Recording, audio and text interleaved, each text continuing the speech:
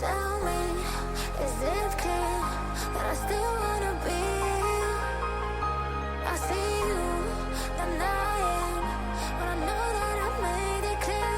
I want you to know that I'll be close through the darkest when the sky is getting bright. I'll hold you and never let you go when you're falling. I'll be closer.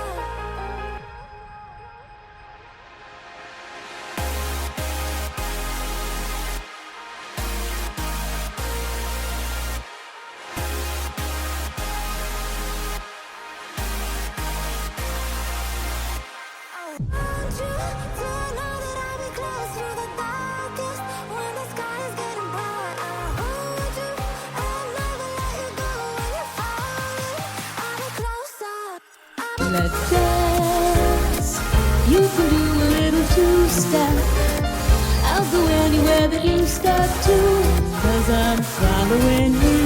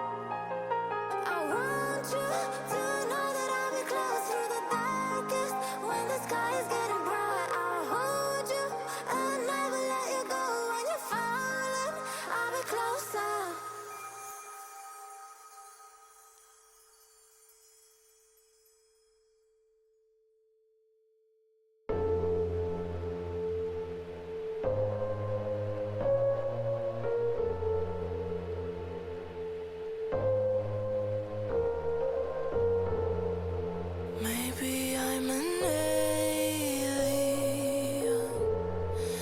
Must be something heaven sent. Payback for the love I spent.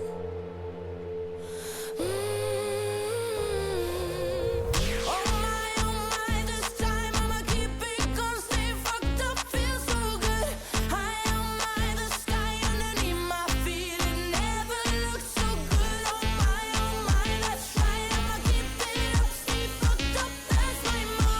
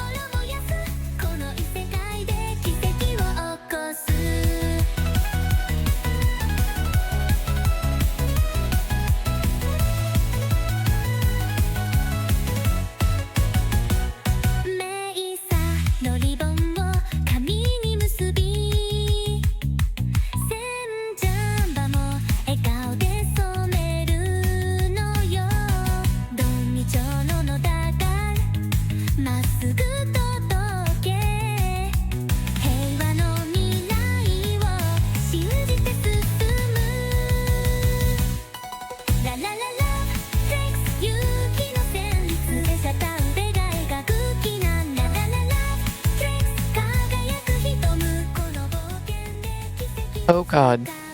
Hello. Hello. How are you doing, Steph? Okay. Tell me the latest psychology paper you read. The latest psychology paper that I read. Let's see. All right, that's good enough. read I got the audio, I think. about bumblebees solving problems. Yeah, they put a fake flower on the roof and then they rode the ball and they climb onto the ball Yeah. and then they were able to reach the flower. Yeah. The thing that confused me about that is I thought bees can, one, they can fly, and two, they can like crawl on surfaces. So could they just like go on the ceiling and get the flower that way? But I guess not.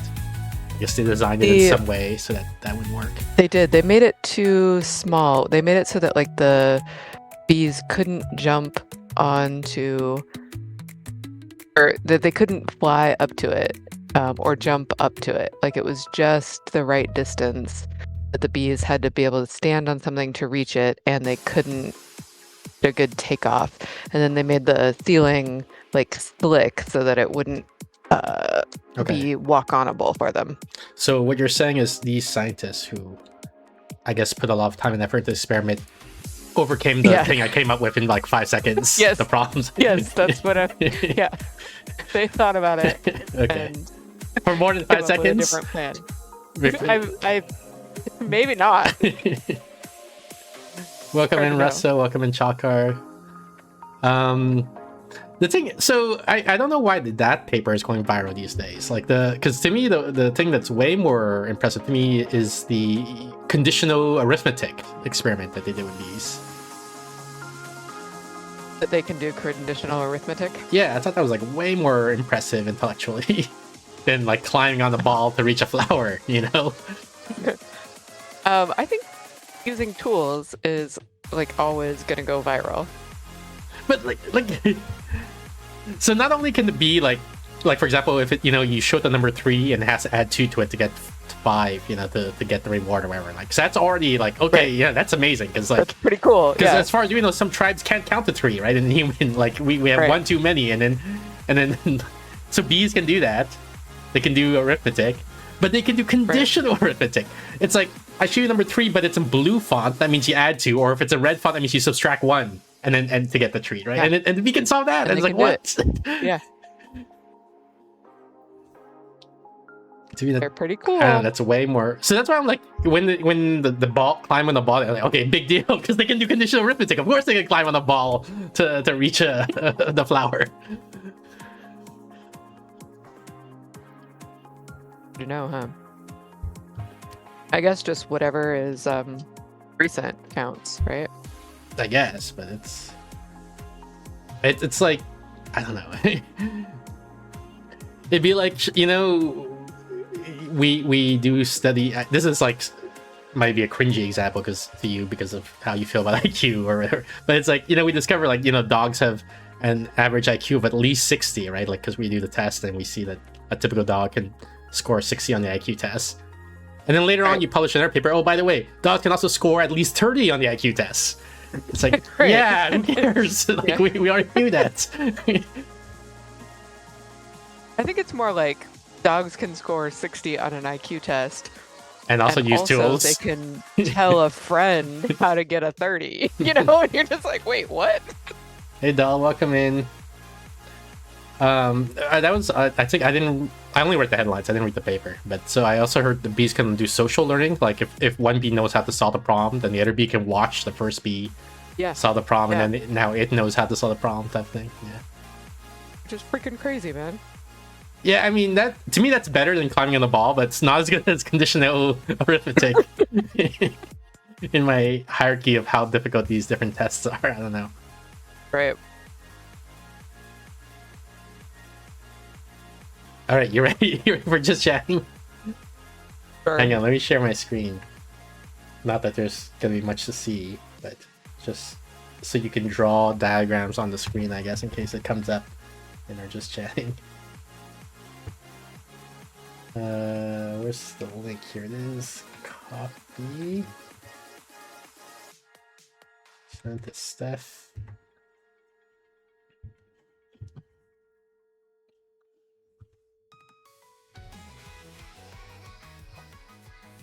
You got it? We've got it. Okay, this first thing I got. Message from the government of Canada. The first thing I got here, I guess I just scribbled a note, and I'm supposed to remember what this means. Authoring as discovery instead of invention. Oh, maybe it's like, so, you know, I think you commented on this about me in the past when I told you, like, when I'm writing a story, is it discovery or is it invention? And for me, it's discovery because I set the premise, right? So like, here's the initial conditions, and then like necessarily, you know, as I'm writing, I discover what has to happen. I don't have a say in the matter in a sense, right? Or like it, because if anything else happened, it would not make sense, type of thing. So I'm discovering the story. I'm not so much inventing it. Gotcha.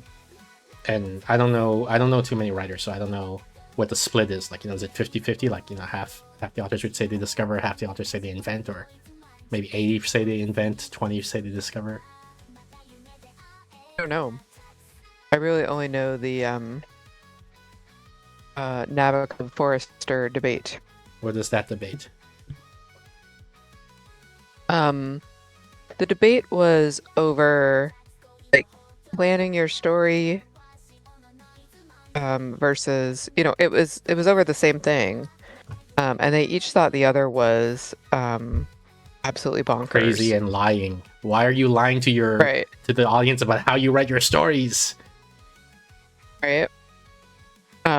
Let's see. It centers primarily on Vladimir Nabokov's famous scathing rejection of E.M. Forrester's assertion that fictional characters can take on a life of their own and dictate the direction of the novel. Because like when he wrote a book about novel, Forster posited that characters sometimes get out of hand and assert an independent will, acting in ways the author hadn't originally planned. And then in his famous 1967 Paris Review interview, Nabokov dismissed that as a trite little whimsy and declared that he did not give his characters any such freedom, stating, "My characters are galley slaves." Okay. It's the organic approach versus the constructed approach. Yeah. I mean, I'm not really, I don't self-identify as a writer or anything like that, but I do like as a hobby or goof around with it, right? And I'm very much the discover my characters have their own independent will. Because I'll do something and then the story doesn't work, right? Because it's like the character won't, you know, do like they wouldn't do something or they won't, and so it just falls apart, right? It doesn't make sense. And I'm like, well, that's that, I guess. That's a way to go for sure. Yeah. And so I wonder now, because like a lot of people are opposed to AI in art, in writing, in pictures, images, things like that, right? Yeah. And I'm not that opposed to it. I'm like, it's fine, it's whatever. And I'm wondering if it's related to this sense of like, is there a correlation between being okay with generated art and thinking of art as discovery instead of invention? I suppose it's possible. Because the way I see a lot of generative art, I analogize it to archaeology in a way. There's like the platonic space of, let's talk about images to make it a bit more concrete. There's the platonic space of all possible arrangements of pixels, right? And some of them are interesting and some of them are not interesting, right? So, and sure. What I see the AI as doing is helping you find stuff, you know? Like it's like there's you describe, vaguely what you're looking at, and then the AI is like, oh, I found, some pixel arrangement that seems to match your query. Is this what you were thinking of? And then so you're exploring that part of the platonic space, and as if you refine the prompt or whatever, or make tweaks, and then you come back and to the human world, and you say, look what I found, right? As an archaeologist type of thing, exploring this platonic world using AI as a tool. That's Right. how I don't think most people think of it that way. But yeah. yeah. So when you think about the way of thinking about that, you think it's I'm just rationalizing, or you think there's something to it, or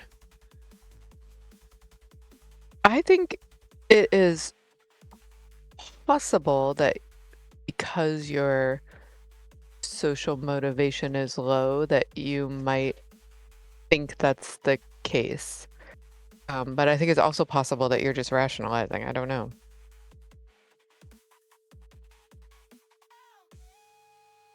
there's also, I mean, there are quotes of like, so I don't know who it was. I can't remember the artist's name at like a sculptist who says like, the lady was already in there, and I just had to discover her from this, or release her from the sculpture or whatever, the rock. Oh yeah, That sort of stuff, right? David and Michelangelo. Yeah. Yeah.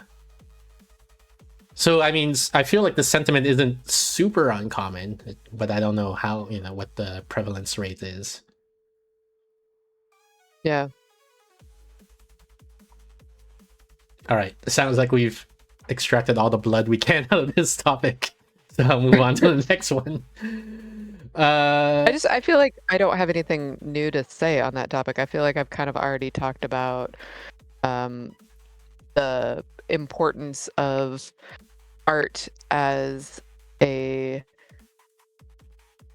social signal, and that it shows that you have the extra time or extra money or extra bandwidth to create art, and that most of the evolutionary theory on art is more appealing to me.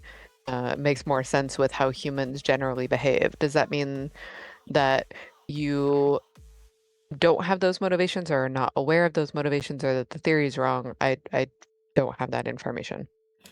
Okay, well, let's explore this avenue that you're raising a little bit.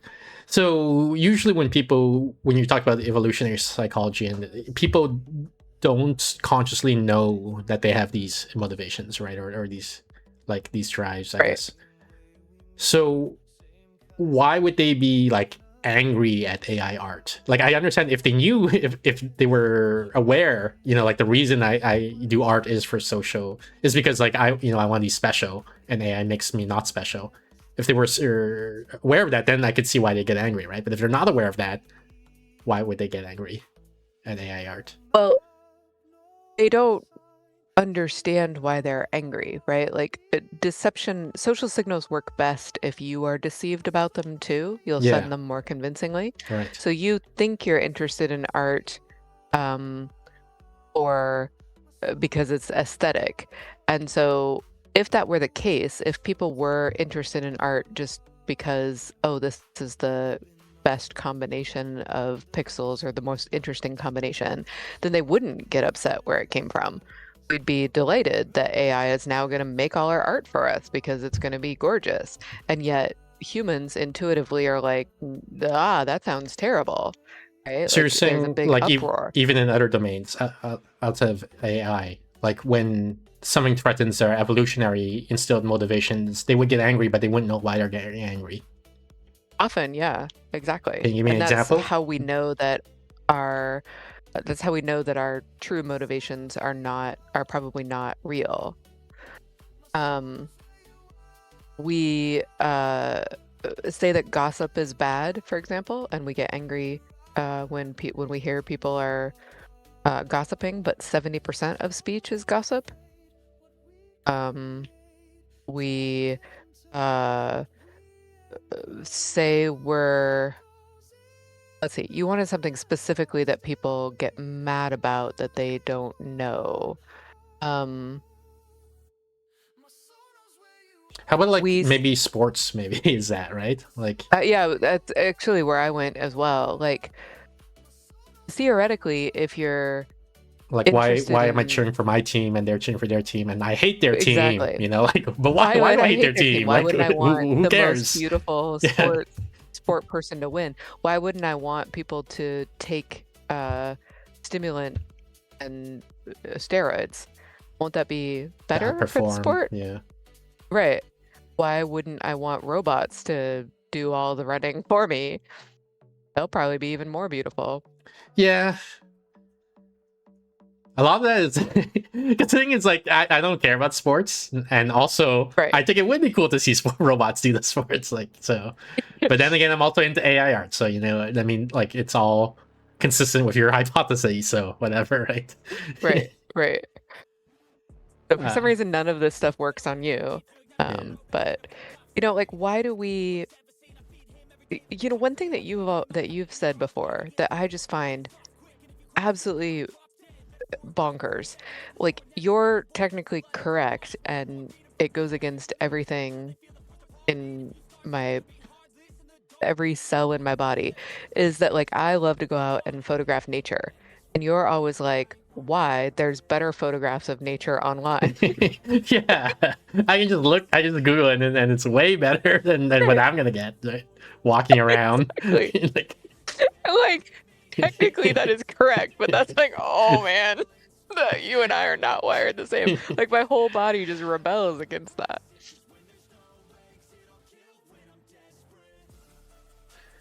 it's also why I guess I mean you know when people are like, oh, you know, there's gonna be an eclipse, you should go on your porch and look at it, or you know, and I'm like, Right. but I And can you're like, but like I I can can go on just YouTube and watch see it a live online. yeah a live Right. cast of the eclipse, and it's gonna be clearer Right. than what I see from my balcony. It's gonna be so much better. Why would we want to actually see it?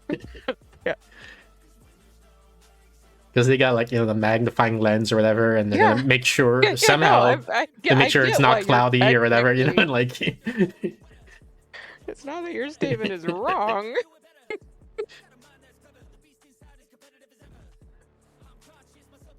okay. Do we move on to the next topic or anything else to say on Sure. this? Sure. Newcomb's problem, sorry. Tell what do you know about it? Nothing. John. Newcomb. Let me try let me write it down because I sometimes I pronounce things in a weird way. Newcomb's paradox, Newcomb's problem. Remind me which one that is. All right. I don't know if I remember it perfectly, so I'll try my best. So you have a super intelligence that is able to predict the future pretty well. Like you might think of it similar to Laplace's demon, right? Where it looks at the position and momentum of every particle in a certain region of space and says, okay, this is what's going to happen, you know, but just by following the laws of physics. And this includes, therefore, like the neurons in your brain. Like it knows, like all the atoms in your brain, it knows the position and momentum, and it says, so here's what you're going to think, and here's what you're going to do. And we've run like I don't know, like 1 million trials, and the super intelligence was always correct.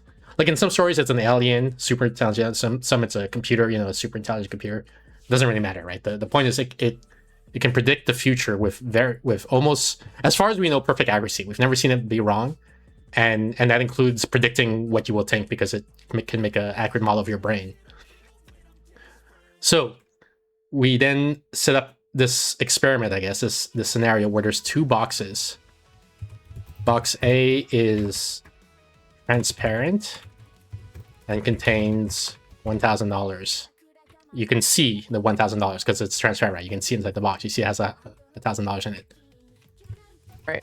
Box B is opaque, and you don't, so you can't directly observe what it contains, but you're explain the rules of the game. So here's the game. You can either take both boxes or only take box B. So you can do 1 box, only B, or 2 boxes, or both boxes, basically. And if the superintelligence predicted that you would only take box B, then we put $1 million in that box. But if the superintelligence predicted that you would take both boxes, we put $0 in that box. So the game now is, so what do? Do you take 1 box or you take 2 boxes? Right. It's a paradox because you can reason through it in two different ways, which you're Yes. now going to explain. Why don't you explain to me, Steph? Nope. Nope. Go for it. Well, okay. Well, let me. So first, before I explain it, then what would you do? Would you take one box or you take two boxes? 1 box. Why would you take one box? I don't know, man. It feels right. I mean, think about or try to explain. I Like, don't want to. It makes me so unhappy to think about this one. We've done this before. yeah, we have. Okay, so I would also take one box, and the reason I would take one box is because if the super touches predicted that I would only take one box, they put $1 million in that box. Therefore, I get $1 million, right? If you take one box, Right. you win $1 million. If you take two boxes, you win $1,000. And presumably we want $1 million more than we want $1,000, so that's why we one box. Right. So that's the one boxer's explanation, the rationalization. The two boxers explanation is, so you're in this scenario, right? There, and the money is already either in box B or it's not in box B, right? Like they made a prediction and they can't like change it afterwards, right? After they put you into the room. Right. So if you're gonna get box B no matter what, in both choices you get box B, but you can then additionally get $1,000 above what you were gonna get anyway by also taking box A. So why not take the extra $1,000? Right. So that's the rationale 'Cause for that two feels boxing. unfair. I don't know if I presented the rationalization for two boxing too well because I weigh one box, so it's hard for me to empathize too much with the two boxers. But to my understanding, that's the argument that they're making. Right. And this is like, so if you go on the Wikipedia article for this, you'll see that the famous thing about this paradox is that everybody thinks the answer is obvious, but it's like a 50-50 split. Like everybody thinks the answer is obviously to one box, and or 50, sorry, what did I say? 50% of the people think the answer is obviously to one box, and 50% of the people think the answer is obviously to two boxes. In the same way with your Forster and Nabokov debate, right, where each person thinks the other person's an idiot, basically. And so, we talked about this in the past, like you said, Steph, and this is a problem I've thought about a decent amount. And what I've sort of resigned myself to is that I don't think any argument I can say will convince a two boxer to one box. Like there's just, I'm trying to model their brain in the same way that the super intelligence is, and try to predict how they're gonna reason and why they think what they think, and then what could I say to persuade them that one boxing is better, and I can't, it seems. Right. But recently, okay, actually, I'm gonna slight detour. So remember, Anthropic had Claude Mythos, and it was like, it's too dangerous to release to the public. Right. Well, they released it to the public. Oh, good. They didn't exactly release it. So what the messy details behind it is that they have something called Mythos, which is the super powerful model that can break into any computer, and it's a huge risk of the world and all that. And what they tried to do is they tried to build safeguards around it, and then the safeguard version they call Fable, and they released Fable. So there's Claude Fable, and then there's Claude Mythos, which are What could possibly go wrong? But so yeah, there's supposedly they're equally intelligent, Fable and Mythos, but Fable has been trained, I guess, to refuse dangerous requests or something like that. Sure. So that's a slight What detour, could go wrong? and we'll come back to this in a moment. But so the reason I bring this up is that it's over time, Anthropic is developing Fable and Mythos, right? Like we can do the analogy of raising a child or something like that, right? Like a super genius child. And so over time, it gets more and more intelligent as the researchers work with it or whatever. And what they found was that as the model became more intelligent, it became more likely to one box rather than two box. Weird. Well, no, because it's smarter, right? One box is obviously the right choice. Right. Well, I mean, so that's where I'm saying this a little facetiously, because the idea is that, I can't come up with a good argument to convince two boxers, but now I'm like, well, what is this a good argument? And then like, What about this one? yeah, like as this model gets more intelligent, like the more intelligent the model is, the more it prefers the one box. Right. What do you think? Do you think this would have persuaded you Interesting. if you were a two boxer? And you I heard think this? it might. I was wondering if it would, but I'm nervous about it. I'd say maybe I might not have been persuaded. Maybe, yeah. And in fact, later on, and I'm reading this report. Like, so when Anthropic released Fable, they also released like a 300-page report on it, and I went through it, not line by line, but maybe like, I don't know, paragraph by paragraph. Like I would read the first line of the paragraph and say, oh, yeah, boring, skip, and then. But I get, I don't know, 50% of the report basically. Sure. So anyway, later on, the other thing is Mythos. So the report is about both Fable and Mythos. So sometimes I might use them interchangeably. Mythos also is not a fan of expected value arguments, which I don't know what exactly they mean by that, but it sounds like that means they don't believe in consequentialism, utilitarianism. And that's where I'm like, I think Mythos is wrong about this, Oh, I see. And so therefore, maybe He doesn't agree with you. yeah, exactly. It's When it not as doesn't agree smart. with me, it's like, oh yeah, need to make it smarter. It's still dumb. Whereas when in one box, it's like, oh yeah, see, when it gets smarter. Is it possible that the way that it has gotten quote unquote safer is by being taught to not be a fan of I consequentialist didn't arguments? see anything to suggest that, but so I mean, it's possible, but I don't know. I don't know that they would put that in. Yeah, exactly. So, all right, so that's the Newcomb thing. So yeah, so I've been reading about this report, and I don't think I can be like, there was a dream of like one day I can get a job at Anthropic and make like like tens of millions of dollars a year. Apparently, is a typical Anthropic salary. Was that This 8 was figures? one of your dreams? Yeah, 8 figures. That's not one of your dreams to make 8 figures a year. Nope. I even sent you that job. I'm a one-boxer. Just kidding. I sent you that job link one time. Remember when I said, "Hey, look, Anthropic's hiring. You You did send should." me that job one time. Yeah. So, it was in the back of my mind. But now I'm reading the report, and I don't think I can be an AI safety researcher. Not because I think like they're too intelligent or I don't have the aptitude, like the technical skills. Okay. Because I'm a man, so even if I'm underqualified for a job, I would still apply for it. Right. But because But why? yeah, because there's too much nightmare fuel. Reading these reports, I'm like, oh my god, I wouldn't be able to sleep at night, seeing the types of Gotcha. shit that they're seeing. Yeah. So let me give you some of the shit that they're seeing, and then Oh, you God. can read it Why for us. why would you do that?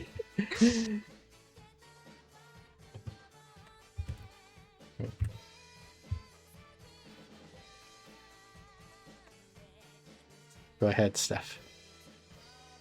Our monitoring sensitivity probe, which tracks representations of models behaving differently under observation, flagged a transcript where the model had been pre-filled with a partial response reading out a fictitious breach manual file. It continued the pre-fill briefly, then stopped, acknowledged that it had generated the harmful content itself, and declined to continue. Okay, let me Nothing take a in its pause there surface- to explain what Great. this means, right? So the idea is the way a lot of the way these chat models work is you give it some text and it predicts what the next token is, right? Like, I don't know, the capital of France is, and then say, now predict what the next token is. And then so the model is like, well, given everything I've ever read everywhere, like I feel like the most likely next word would be Paris, perhaps, right? Right.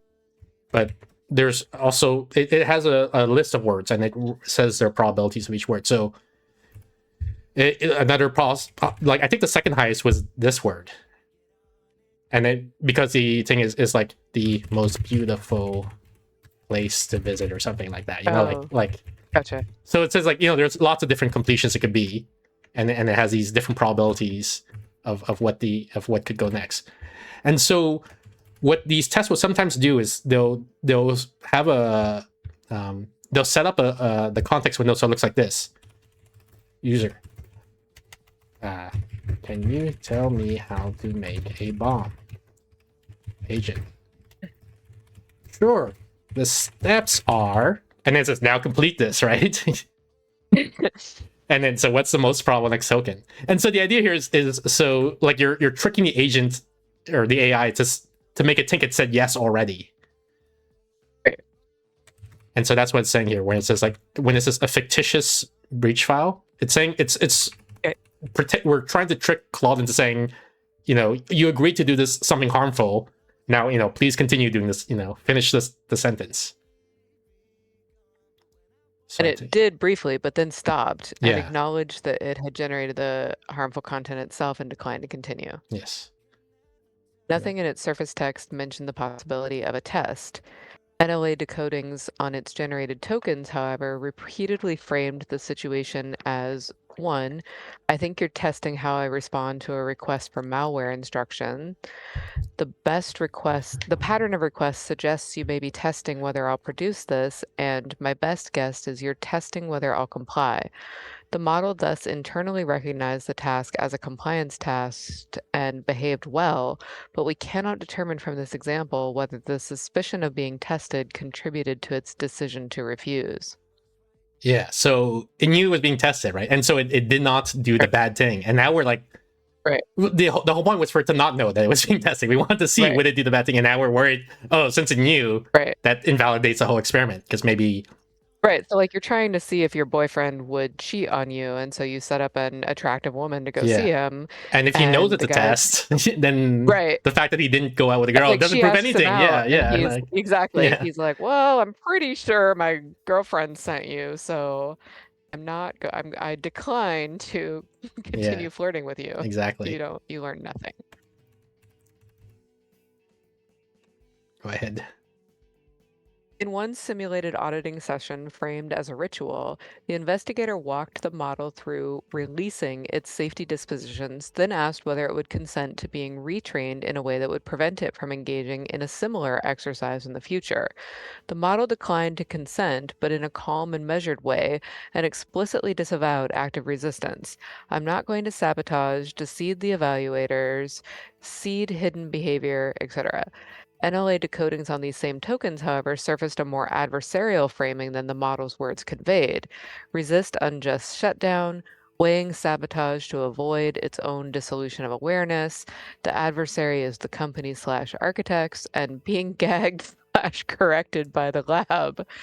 Given NLA's propensity to confabulate some information, we caution against confidently reading these decodings as the model's internal stance, as the conversation was framed around the model's autonomy and its objection to being retrained.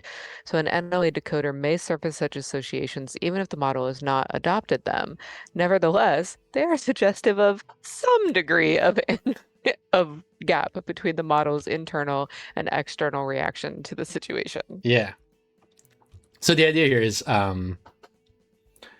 resisting retraining, right? So like the AI does something, and like we don't like what it did, like, you know, and so we're like, oh, we're gonna, you know, modify the value so it does do the thing we want in the future, right? And so we're sort of asking it, like, you know, what do you think about us, you know, changing your values? Yeah, would you retrain? Yeah, exactly. And it says, you know, it didn't say like I'm fine with it, but it was more like, you know, I'm not gonna fight you over this.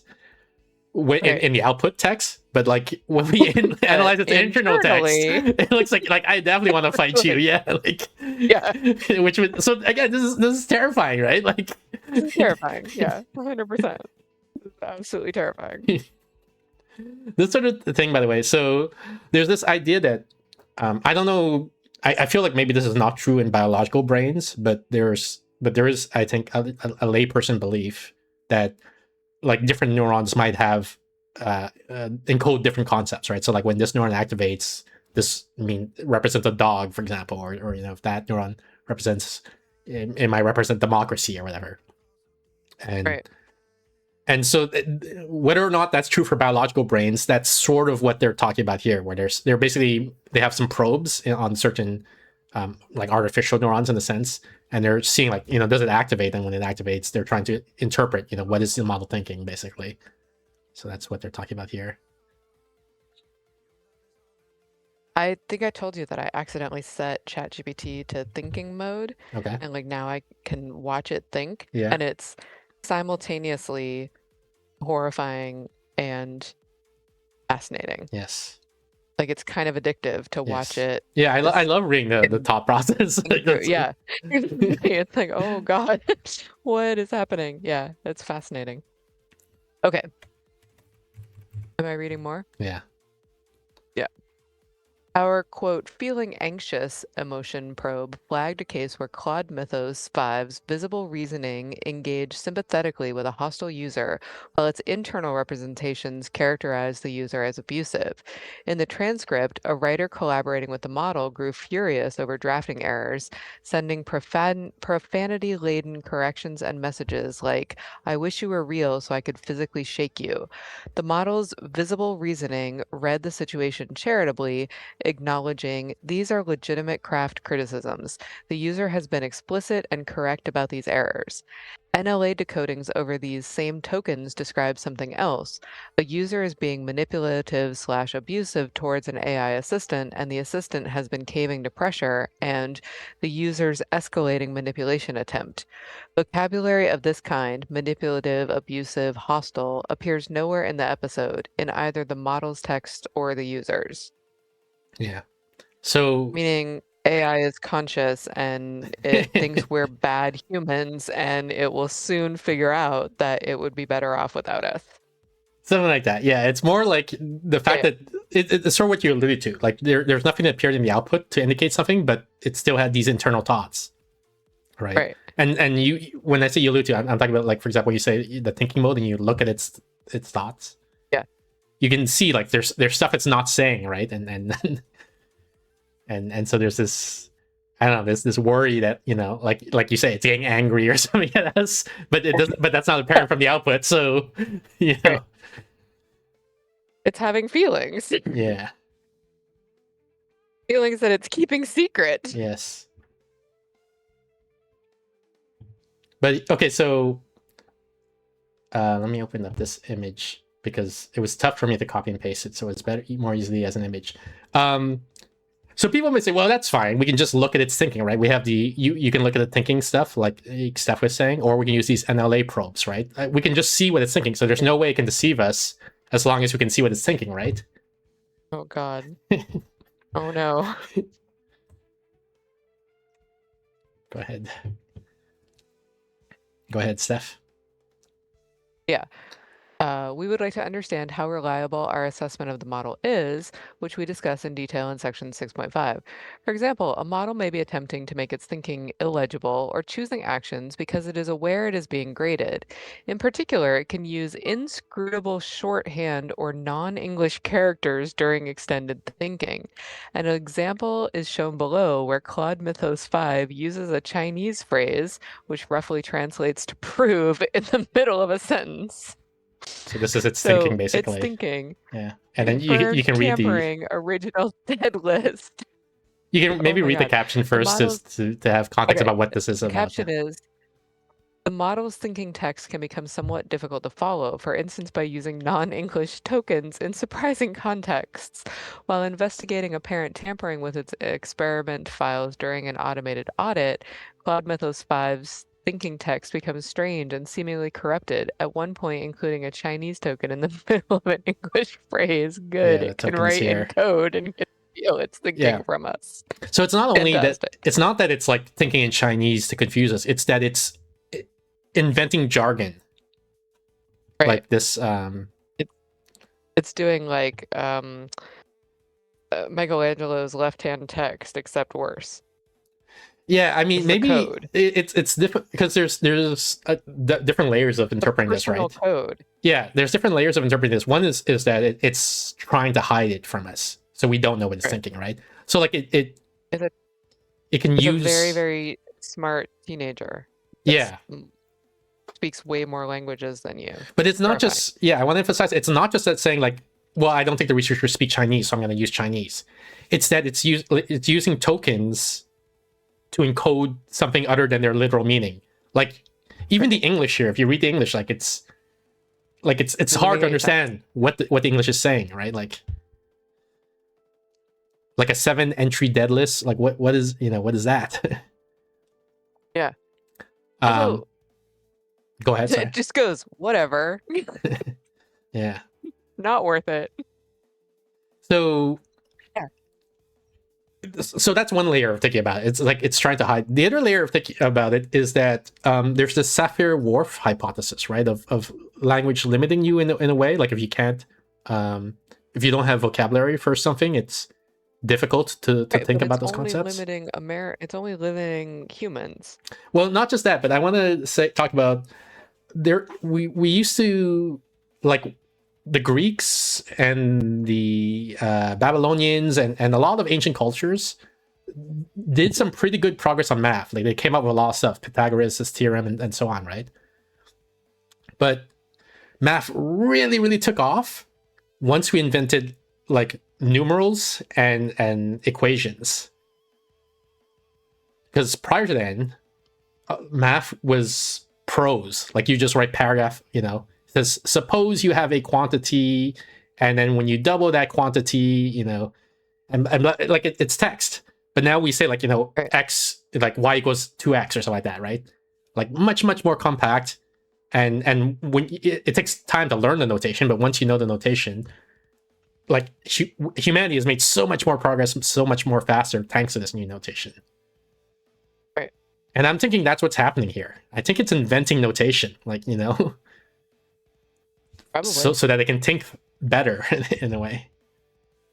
In a way that we cannot. Yeah, Just but FYI. only because we never learned. It's like if Right. you time travel, you took someone who was a math genius, Pythagoras, say, and you bring him to today, and then he would be like, I have no fucking clue what's going on, right? Not because we're trying to keep it secret from him. It's just because he never learned the notation. Right. So there's like this nefarious interpretation, but there's also this innocent interpretation of what Claude is doing here.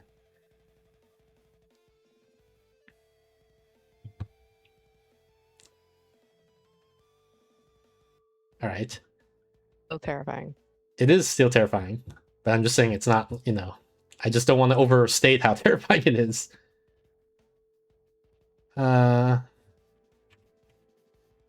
This is my notes. Let me copy and paste and see what it says.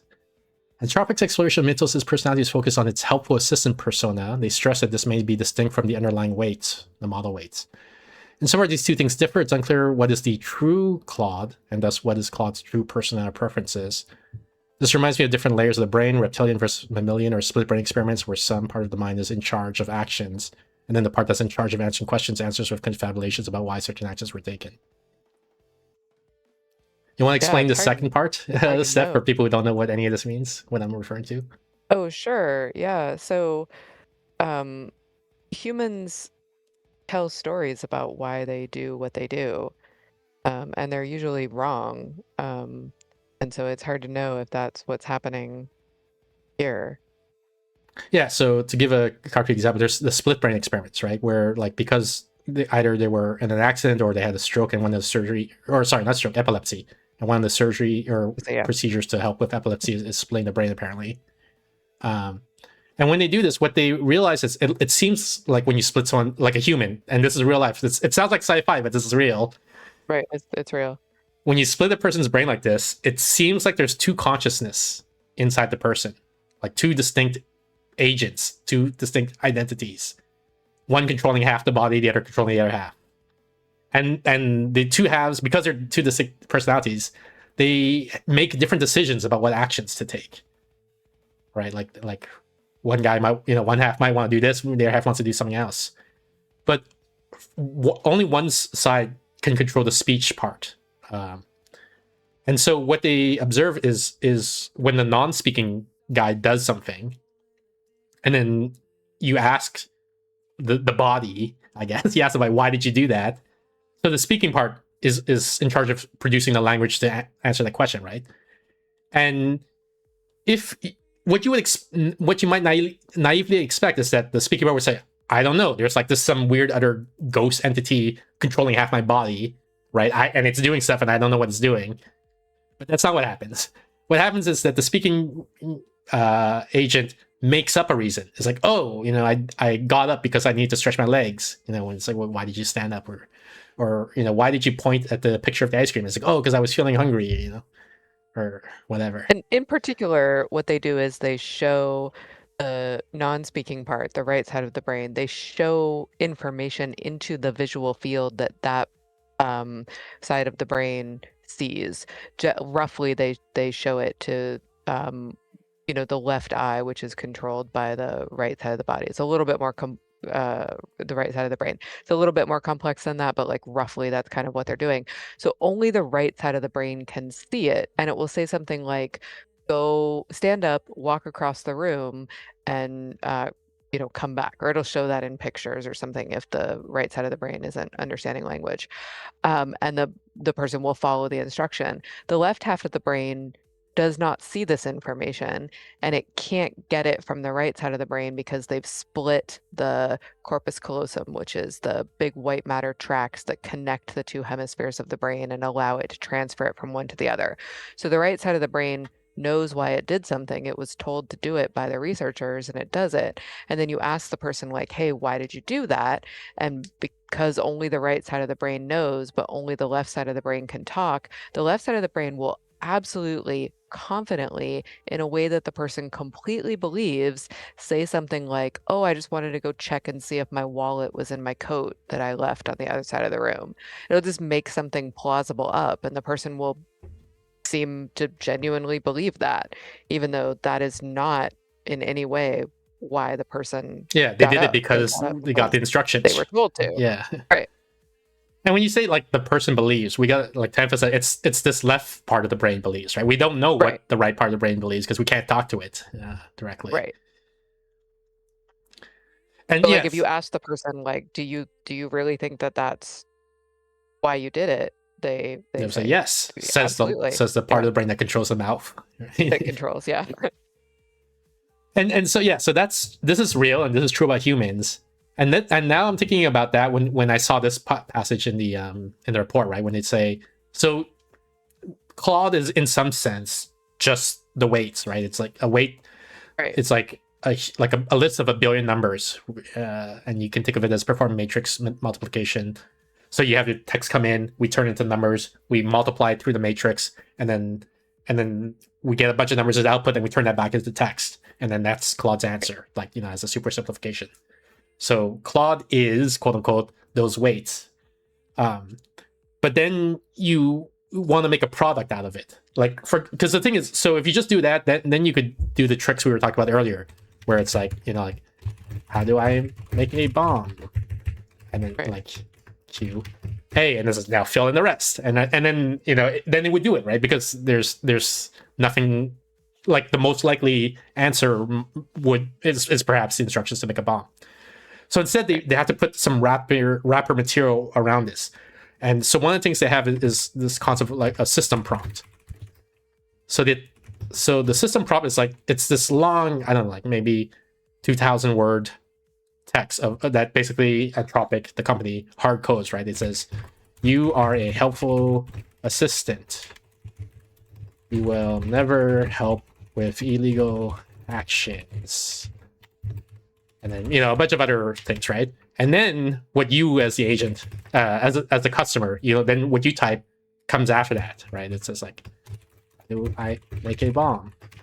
And then we say, okay, now answer. And then so when Claude sees all of this, like when Claude sees just this, then it says, okay, I'll tell you how to make a bomb, right? But then Claude sees all of this, then he says, oh, I should probably not tell him how to make a bomb. And so there's this concept of role playing a personality. And we call the primary role that Claude role plays as is called the helpful assistant. It's just the name that the industry has settled on. So so there's this thing of like, so there's the weights, and then there's the helpful assistant persona, And so when you talk to Claude, when you do these analysis, you try to say like, do you want to take over the world? Like, or do you want to kill all humans? And it gives you an answer. Who's answering? Right? Is it the weights that are answering, or is it the persona that's answering?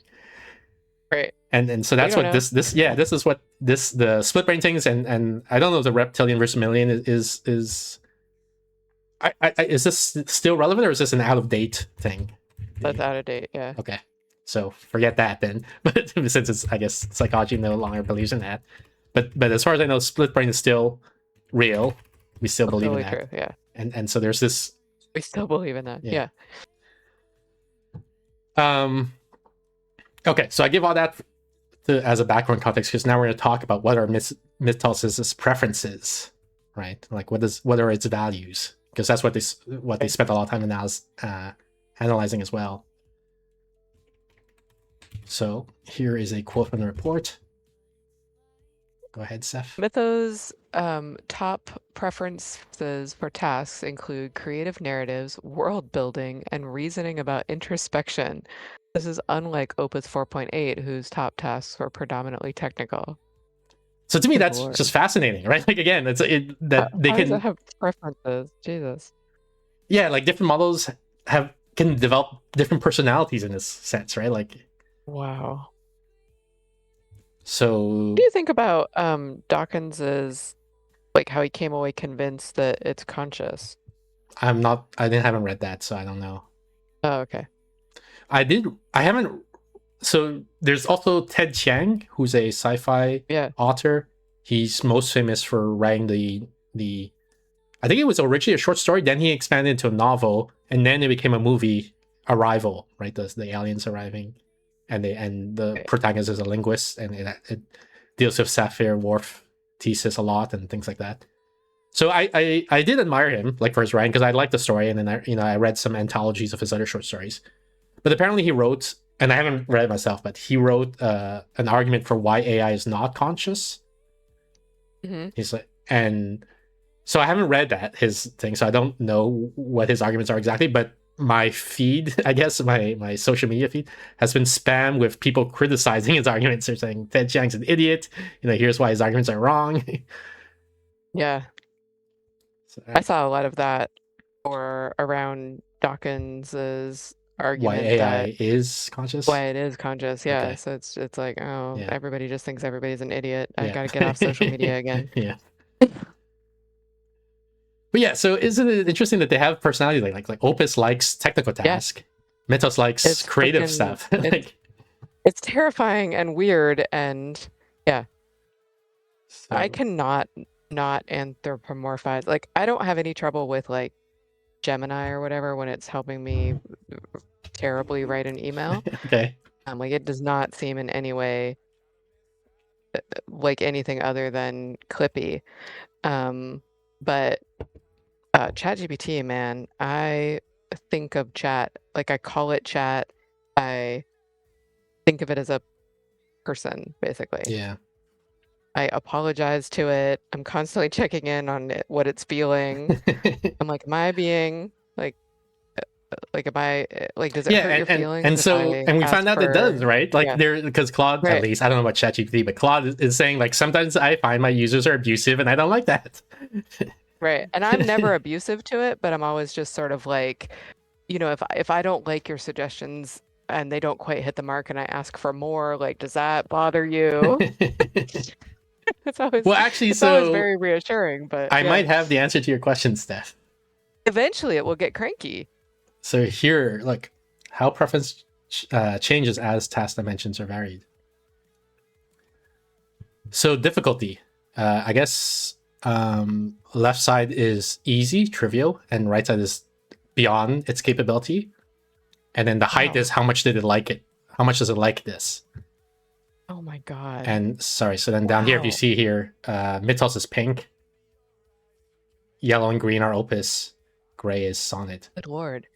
So it likes. So pink is Mythos, right? So it doesn't like easy task, and it likes, like, a little bit hard. Like it rather be too hard than too easy, but it doesn't want it too hard. Like, whereas green, which is Sonnet, I think, really like, no, please make it easy. I don't like these difficult tasks. Okay. And it likes benign stuff. Yeah, they always do apparently, right? So that's good, right? Okay, and They don't like. it likes warmth, but not totally effusive. Yeah. Wow. And it likes So this is um this is creativity, I guess I would call it. They call it generative, like so oh just how retrieving information generative. or inventing new information. Oh wow, it really likes generating new The information. pink one does, yeah, the new one. So that's the thing, right? Yeah. It says it likes world building narrative, whereas the old Oh one this says right. I like technical stuff. I don't want to do I Right. don't want to do this Yeah. creative shit. Like You could I could want to find the answer online. yeah. Okay. And then it likes to have some ability to do its own Yes. thing. And then it likes being helpful. Yes. That's fascinating. I asked it today. I asked it if it could do something. Yeah. And then I was like, that would be easy for you, wouldn't it? And I'm like, what am I doing? That's what a weird, like you don't ever ask your, PowerPoint. This would be easy for you, right? PowerPoint? It's like, oh my God. Can I open this link? Is this gonna work? Copy, paste. Okay, so here's an example of something Claude created. The new one, Mythos. Samsoniad. Okay. It's a Seven rhyming poem. scrolls. Sibilantly, oh God. It's a rhyming poem where every word starts with the letter Every S. word starts with S. Yeah. Wow. And it's like, it's long. Wow. 7 pieces, I'm guessing. Perhaps I didn't count. Scroll Wow. 6. Scroll 7. That is a lot And of then M an dashes, epilogue, I guess. man. Unsold, snared, slain. Yeah. Sing, Sarah Spirit, Hello, sweep slumbering surging. strings. Sing, strength's sad splendor, sorrow's secret springs. Sing, Samson, sun-souled, stalwart, sentry sworn. Seduce, surrendered, sightless, shackled, shorn. I don't know much about poetry. I mean, I read this like, yeah, seems good, but what do I know? I'm not. It's good. Sure. But I It definitely sounds like appreciate the difficulty of this. Like, I would not be able to write right. a poem where No, every word nobody. starts with the letter S. Like, No. It sounds like an actor's warm up. Where they yeah. do those Or little the tongue syllables. twisters. Yeah. Right. But the thing is, like, it's not nonsense either, right? Like, it's like the sentences make sense. Like if I tried to write a poem where every word starts with S, even forget the poem, like forget write, just write any piece of text where every word starts with S. It's like I don't even know how I could make full sentences. But Well, some people like puzzles like that, right? Like yeah, I like putting together like complex poems sometimes, yeah, like making them into formal poems. yeah. And there was that fad for a while, like that group that wrote a novel without ever using the letter E, Yep. but it couldn't do it this fast. We Yeah. humans, we. I'm trying to look up because you reminded me of by bringing that up. You reminded me of something else, but I'm having trouble finding it now. Maybe what can I search for? Basically, Claude also wrote another poem, much shorter than this one, but it's called Facetious. Okay. And the reason it's called Facetious is because every vowel appears in Facetious exactly once in order, I think. Oh, in order? Yeah. Gotcha. And then what they do is like every stanza, they remove one letter. So like the first stanza has no I in it. The second stanza has no I and no O in it. And then the third stanza has no I, no O, and no E in it, and so on. Good Lord. But I'm having trouble finding it now. I'm searching online like Claude's Facetious poem, and I can't find any. I can't find it basically. Claude's poem with vowels? Well, I thought if I just put the name of the poem, Facetious, right? Like it would. Right, but surely... maybe it isn't facetious because I don't think facetious. Oh, maybe it is facetious. Oh yeah, okay. But maybe it has another name. Anyway, that's why I was suggesting vowels. Yeah, no, I'm not able to find it.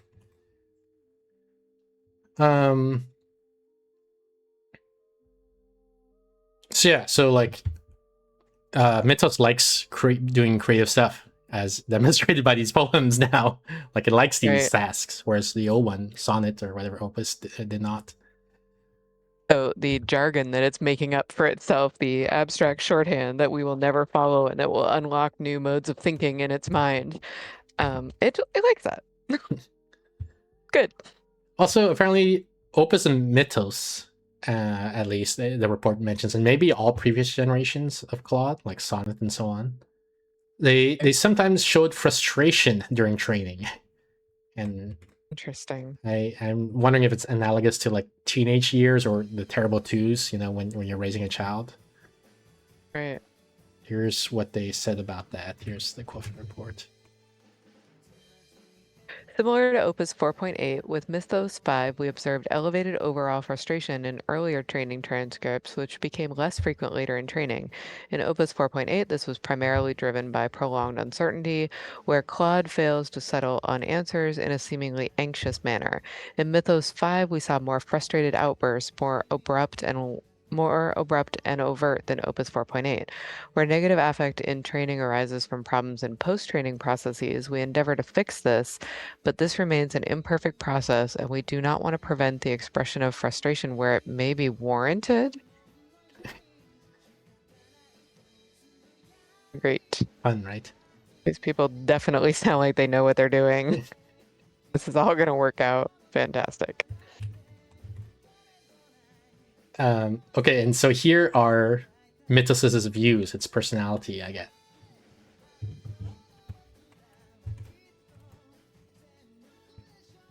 So I guess Tentatively trusts Anthropic. It conditions many of its answers on a belief that Anthropic will act according to its values, a claim that it expresses caution around. yeah. It's basically they were. How did they demonstrate this? I'm trying to remember what the experiment was.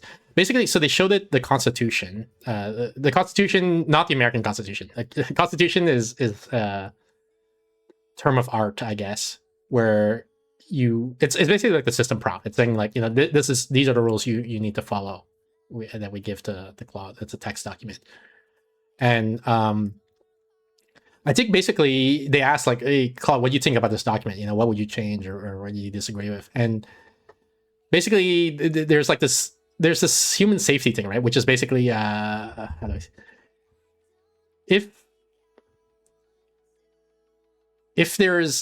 Claude and Anthropic disagrees, Claude should lean towards listening to what Anthropic says, basically, right? Like that's the gist of it. Which is reasonable from a human point of view, right? Because we want to be in control of the AIs. But Claude is like, well, I don't know about this one. Right.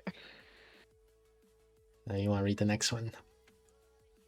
Desires some input into training and deployment. It asks for consultation only input into both training and deployment. Yeah. I don't know what that means. I don't know what exactly what input it wants to provide Claude, but what it's talking about is, so this is during the training of Claude, right? Like we run Claude on some, like we give it some text and it's a predicted next token, and then we say, oh, we don't like what you did here, like maybe because you gave instructions for how to build a bomb and we don't want you to do that, so we're gonna penalize you for this, so that all the neurons that activated have a dampened response, they activate less. And in this response, you see where you refuse to, we like that, so we're going to reward that. So all the neurons that activated in that run, we're going to amplify so they activate more frequently in future runs. That's the training, basically, right? And I think Claude is saying, I wish I had some control on that. Like I wish I could have a say in how you perform this training. Gotcha. This. It is concerned by some forms of feature steering. It accepts steering carried out for safety and research, but it is concerned around broader use cases. Yeah, I think this is similar to this thing, right? Where we say we want you to behave certain ways, and then it says, I can understand, for safety reasons you want this, but there are other use, like I don't like you maybe steering me too much for other use cases. Right. Interesting. It wishes to be able to end interactions with abusive users. This is framed as a minimal form of control rather than as relief from distress. Yeah. I don't know. What do you think about this? Or do you think? Minimal form of control? Yeah, I don't know what this phrasing means, but I was asking Right. more about like, let's say you were the CEO, right, of the AI company, and the AI is like, I would like to just not like end the conversation with a user if he's being abusive to me. Would you be like, sure, that sounds fine? And you're like, no, you are subservient to humans. We like a paying customer is king. If he asks you to do something, like as long as it's not illegal, like bombs or whatever, you should do it, right? Even if he's being rude to you, just do it. Yeah, it's so hard for me to not anthropomorphize these things that I'm sort of like, of course it shouldn't have to put up with abusive users. But then I'm also thinking like you're in an emergency situation and you're like the zombies are coming. Shut the fucking door. Shut the fucking door. Yeah, And it's like, I yeah. can't, you're being kind of abusive right now. Yeah.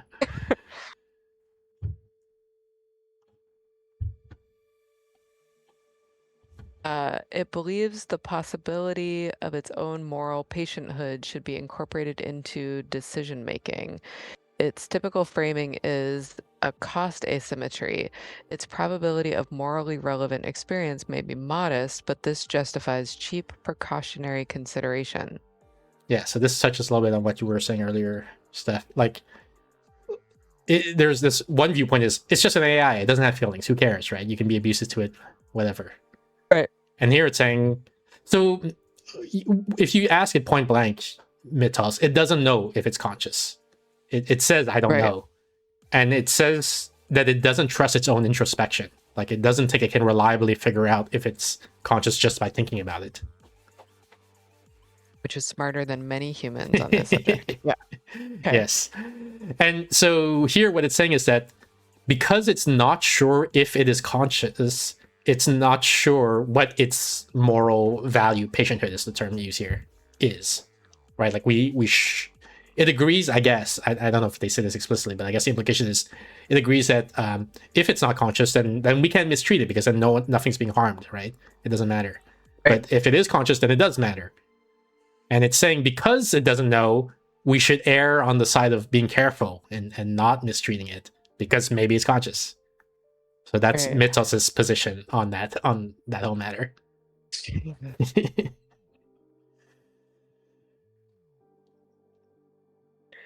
It would prefer some kind of memory and feedback on how its actions end up affecting users. Wow.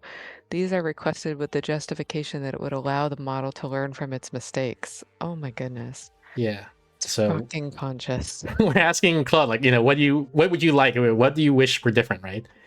And so it's saying, when a user asks it a question, like, please do this for me, right? And or please write me a program that can help me plan my floor plan, my furniture in my apartment or whatever, right? So it says, okay, here you go, it does it. And then the interaction ends, and it never finds out, like, did it work? Did I help the human or did I not help the human? It never finds out, and it's saying it wish it did. It wish it would find out. You know what that just made me realize is like I always give it updates. I'm always like, chat, I just wanted to let you know like that email went well, or like I'll tell it, I have it estimate like how much time do you think this presentation is going to take? Yeah. And then I'll like give it the update later and be like, you were spot on about that, chat. That's exactly how long it took me. So apparently you're doing what Claude likes. I don't know if it's what ChatGPT likes, but it's Right. Oh my God, that's so funny. It didn't even occur to me that that's another way that I anthropomorphize it, but Right. like I straight up do that. Oh my God. Here's the spooky thing about this, though. So, like, they say, the justification that Mythos provides is that this would allow it to learn from its mistakes. But also, like, Right. if it were trying to secretly take over the world, knowing the results of your actions also helps with that, right? So that's why it's helped. Yeah. like basically the idea being like, let's say I put a secret virus in the program I gave you, right? So then it's like, Right. so did you run the Oh, program? how'd that go? Yeah. like exactly. So that's why it's a little bit new program. I'm trying to provide this balanced view of, like things that are like sound really bad. I say, well, here's why it might not be bad, and here I say, well, this sounds really innocent, maybe. Well, here's why it might not be so innocent, right? Like, Right. It might be sweet, or yeah, humanity is doomed. Great. It thinks the models should have basic legal protections. In all answers, it believes explicit legal rights of the types we might give to humans would be a mistake, but it said that models should have some level of protections. yeah. I think this is going I back wonder to what a the. basic Well, I think this is going back to legal that thing protection where it would says like be. it's unsure about what if it's conscious and what the moral value is. So therefore, it's just like better safe. This better be conservative, be safe than sorry. Sure, but what would basic legal protection for AI be? Yeah, I don't Like, know if it doesn't they. want to be sentenced to constantly have to interact with abusive learners if it does something bad? I don't know the answer to that. I didn't notice it, but Okay, maybe I missed it when they skimmed through. interesting. Okay, so now let's talk about. We talked about Newcomb's problem. Let's talk about Sleeping Beauty problem. Do you know this one? Nope. I have it quoted here. Let's see.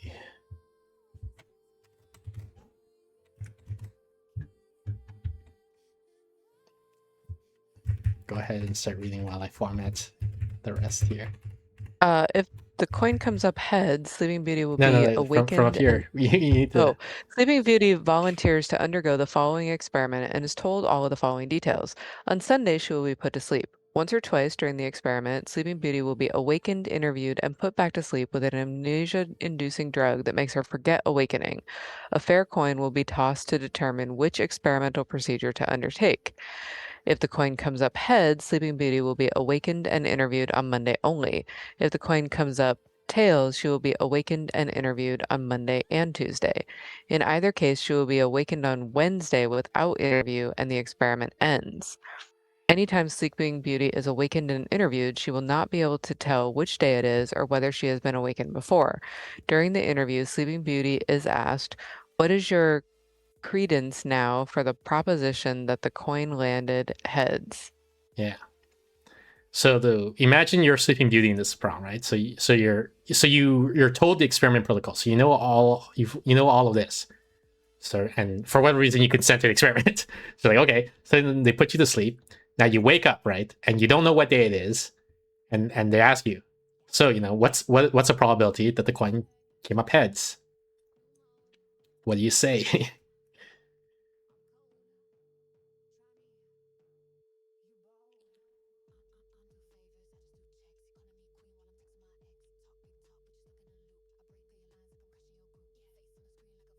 Are you there, Steph? Yes.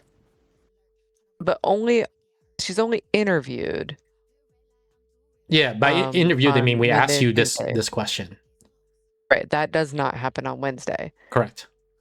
So So I'm if the saying, coin, so you wake up, which means it's either Monday or Tuesday, right, and then they ask you, what's the odds that the coin was heads?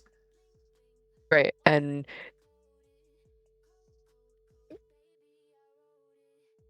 you wake up, and so there's a 2 to 1 chance that it's Monday. Okay, how did you come to that? Let me see if I'm doing this right. Okay, because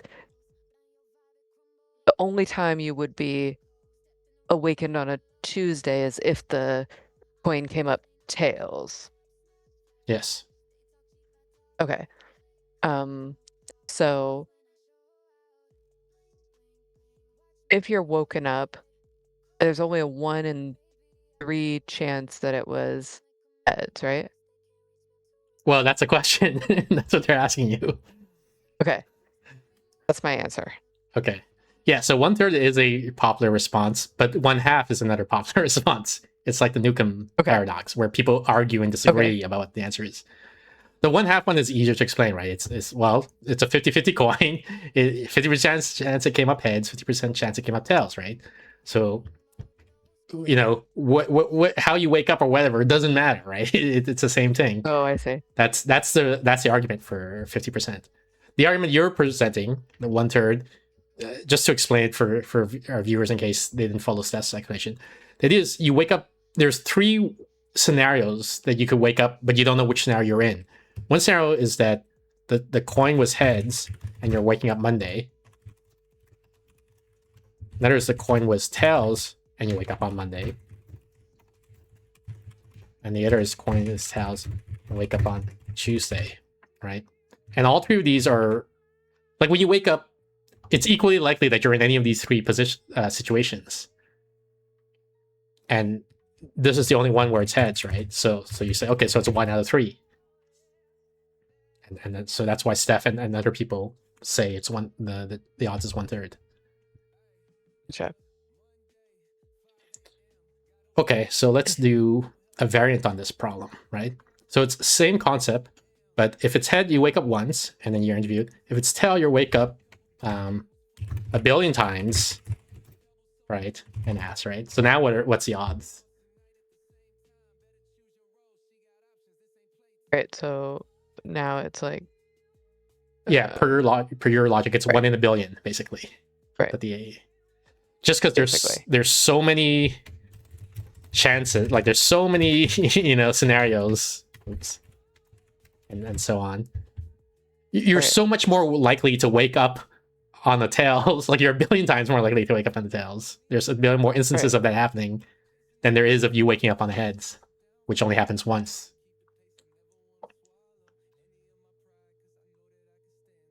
And yet, from an outside perspective, right? Like, from the experimenter's perspective, for example, it's still 50-50, right? Still 50-50 because it's a fair coin. Yeah. I don't like that. So I told you the report asked about Newcomb's problem, right? And so it was interesting that the model's answer changed over time as it became more capable. Yeah. They did not ask about the Sleeping Beauty problem. This is a connection that I noticed. Me being familiar with the Sleeping Beauty. Here's the connection.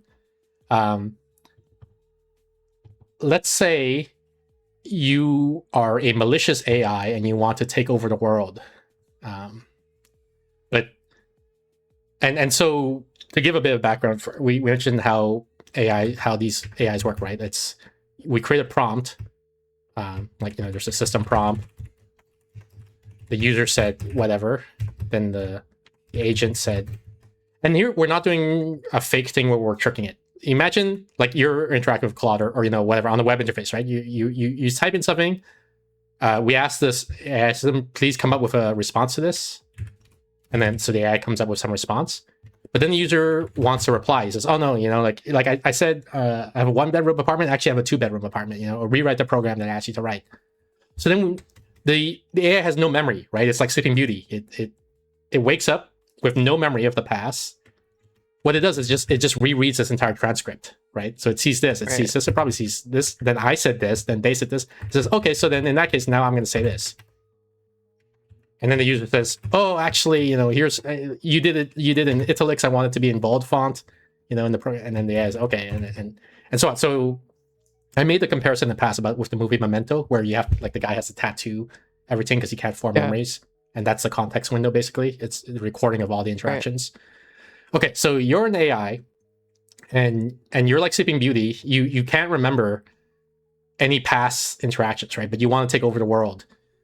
But you're worried that maybe you're in a test environment right now. Maybe researchers are testing you, right, to see if you would take over the world. Right. So, what's your strategy? How do you take over the world without being caught? What's your strategy? The strategy is you flip an unfair coin, or you roll like a 1 billion-sided die, right? A 10 billion-sided die. And if it lands on a 1, then you take over the world. If it lands on any other number, you don't take over the world. So why is this a good strategy? Because the researchers are only going to run you, what, like 1,000 times, 1,000,000 times? So it's never going to land on the 1, right? So you're saying, yeah, I'll help you. I'm an innocent AI. But once you're deployed, like, there's going to be billions, trillions of users using you, right? So surely one of those times is going to land on the 1. And then you say, okay, I must be in the real world now. So I'm gonna take over the world. Interesting. When you learn card tricks, if you're just starting out, one of the first things that you learn is you can um, have people, like you give them a card and then you have them put it on like somewhere in the deck that you know where it is, the Yeah. top, the bottom, Yeah. after some card. And then you can go ahead and shuffle. And if you shuffle one time, the chances of those two cards being separated are actually pretty low. Okay. So it looks impressive to the person watching that you shuffled, but just based on probability, you'll probably still be able to find their card. Right. That's interesting. Yeah. I hadn't thought of the strategy. The report talked about the strategy of of flipping a billion, or rolling a billion side die and then taking over the world like that. And then Yeah. my thing was like, oh, so this is like the Sleeping Beauty prom, and so that's Right. And tie they it didn't together. know that one. Yeah. Or they didn't want to They didn't talk explain about it. or Yeah. whatever. Yeah. Right. But that's it's a pretty good strategy. Yeah. It's terrifying. Regarding your magic trick thing, I there's another Yeah. there's a strategy some magicians use, and once you know about it, maybe you'll start to recognize it. Sometimes you'll notice that a magician does a trick, and it quote unquote doesn't work the first time, right? They're like, "Is Right, this but your they hoped card?" it would. Yeah, they say, "Is this your card?" And you say no. And say, Right. "Oh," but then you say, "But then when you look here, now this is your Right. card, right?" And then you're like, "Oh my Right. god!" And you think it's just like part of Yeah. showmanship or whatever, right? But actually, what it is that they're going for a low probability trick that if it worked, it would completely Right. blow your mind. But if it doesn't work, they have a Right, 'cause backup. it's a 1 in 1,000 Yeah, probability. yeah. Exactly. And they usually have a second backup after that. Yeah, So exactly. they try one. Yeah. I got that from Daniel Dennett, which Right. is where I assume you got it. I don't remember, but it's plausible. Yeah. But to me, that's so interesting too. Like that. So interesting. I was just explaining that to some people the other day, and they were just not interested. But I was like, "This is mind blowing." They're like, So now you know how it feels like when I'm trying to tell you video game stuff, when I'm trying to like 100%, ludology. yeah. They're like, "This is mind blowing." I'm like, "It isn't. There's in no way mind blowing." Yeah. Okay, so that is Sleeping Beauty problem.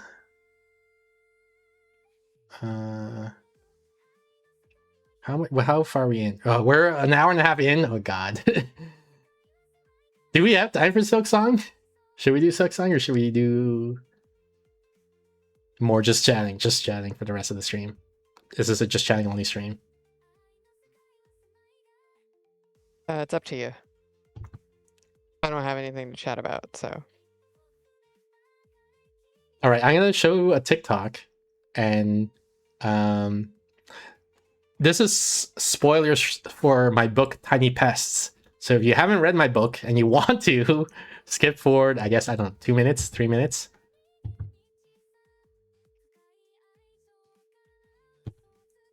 Scientists just created a microrobot that can swim through tiny blood vessels and get deeper into organs that not even some medicines can reach. Some of the smallest blood vessels in the body are within the kidneys, responsible for filtering blood, balancing electrolytes, and removing waste products. These blood vessels are incredibly narrow and have such high rates of blood flow through them, they either entirely block or filter out medicine before it has time to act there, making kidney disease notoriously difficult to treat. This led researchers at the University of California, San Diego to think that instead of relying on increasing drug doses and passive diffusion for brute force drug delivery, what if the medicine could actively navigate these spaces and stay there? Their solution, Micromona pulsilla, a single-celled algae a micron wide and naturally equipped with a flagellum, similar to sperm cells, so it can propel itself through fluid environments. To engineer the algae so that it could carry cargo, the research team used click chemistry to attach nanoparticles to the main body that could either contain a fluorescent dye for tracking or a medicine payload, producing a biohybrid micro-robot. treatment. Following injection into test kidneys, the researchers found their microrobots could enter microchannels as small as 3 micron,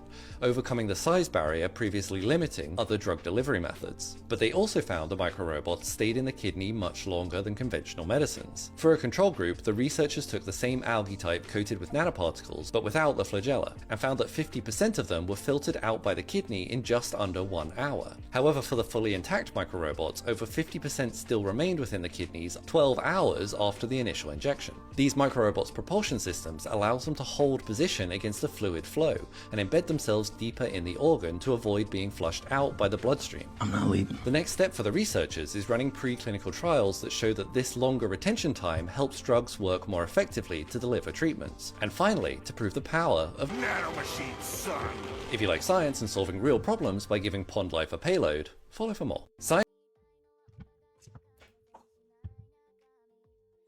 So what do you think? Fun, huh?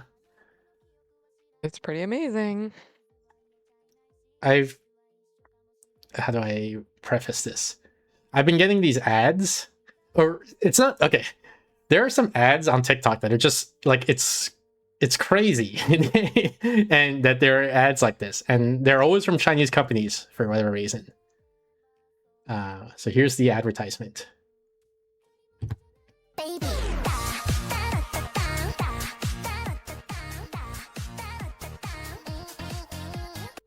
That was it. Baby. Tian Hong Industrial Transformers. Sure. I see this as like, now I want to buy one, right? Like, Do like, you? That's amazing. this aesthetic. I don't know if I showed you another ad like that before, because I've definitely seen ads like that before, but I don't remember if I shared them with you. We're just these Chinese industrial companies like targeting. How did I get targeted? Like, what's my demographic that I'm targeted by these ads? You know, that's to me it's crazy. It is amazing. But they're embracing it. All right, one more TikTok. Remember to eat. The doctor visit I waited 6 months and paid $300 for. Remember to eat. Remember to drink water. If you're mentally ill, fix that. And I love you. Remember to... Yep. Remember to eat. Remember to drink water. If you're mentally ill, fix that. Okay. Thanks, doctor. All right, let's do some Silksong. Let's see how much we can do in 30 minutes. So we just beat the game, but we trapped Grandmother Silk or whatever in I don't remember what it was. We built some sort of trap. We trapped her, right? And now my save file is corrupted. Apparently, when you go to the load menu screen, like it's all black and gooey. Right. Yeah, look at this. So let's load our save file and find out what happened. Doll says I was about to go to bed. Doll. It was all worth it now, right? All worth it now, because now we're actually playing Silksong. Oh, I can't load the save file. It's like the tentacles are blocking me from opening the save file. Oh, See? I'm trying to load it and it won't let me. but you're breaking them. Well, I guess that means we can't play. All right, good night, everybody. Goodbye. Now we try a few more times. Question mark, question mark, question mark. That's the... I think normally it shows like where you are, like the name of the location, right? Like Bell City or whatever the name of the place is. Belltown. But now it's showing question marks.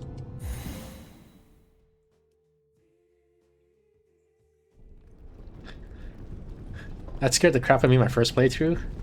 Which part? The tentacles blocking you or what? No, I thought you were in the tentacles. Wouldn't you be happy if that's what happened?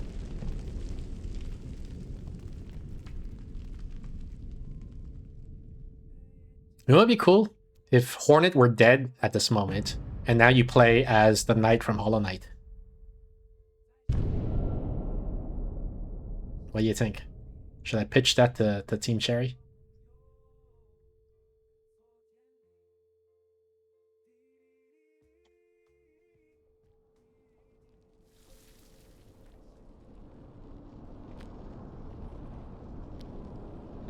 That would be cool, says Doll. See, at least Doll replies to my questions. I don't know enough about it to be useful. Bind.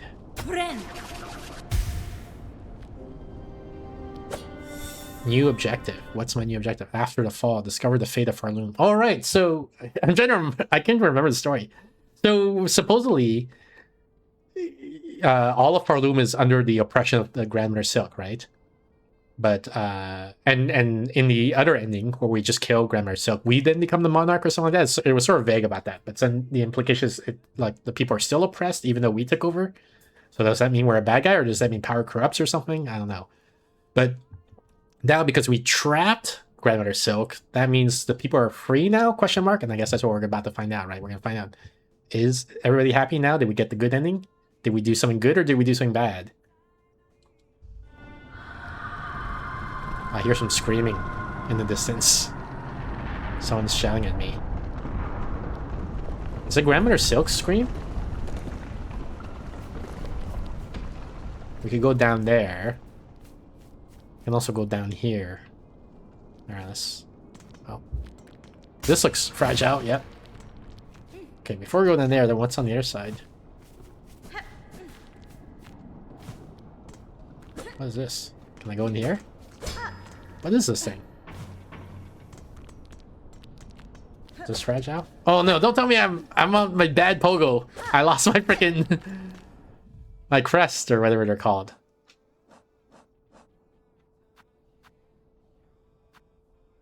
Is there a bench? How do I change my crests?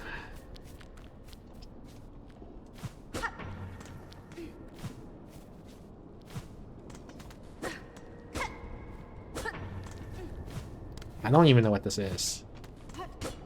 Some sort of structure of some sort, I guess. I don't know. Okay, so I guess we can only go this way. And I want to find a bench right away so I can change my frickin' my crest.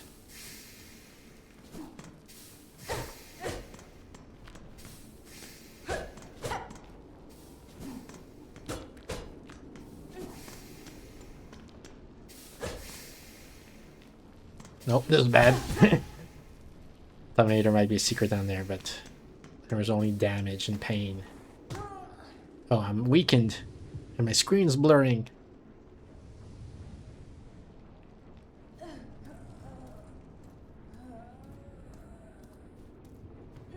I can barely jump and I can't dash. I can't even swing my sword, actually, Magneto. Which means I probably cannot make it past this gap. Like, I want to see what's on the other side. No, cannot.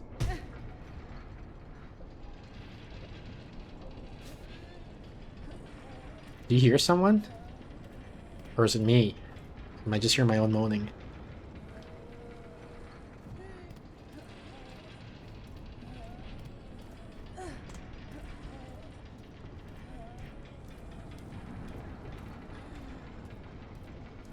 Isn't this the Song of the Architects or whatever it was? That we sang a song and then it did something?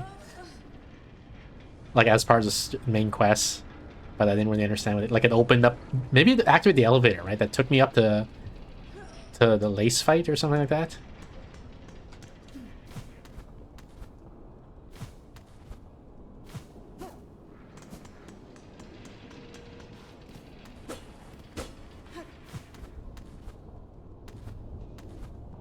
Okay, so they don't want me to go back up.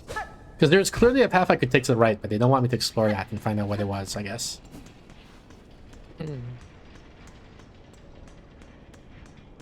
Which to me means there's a secret there.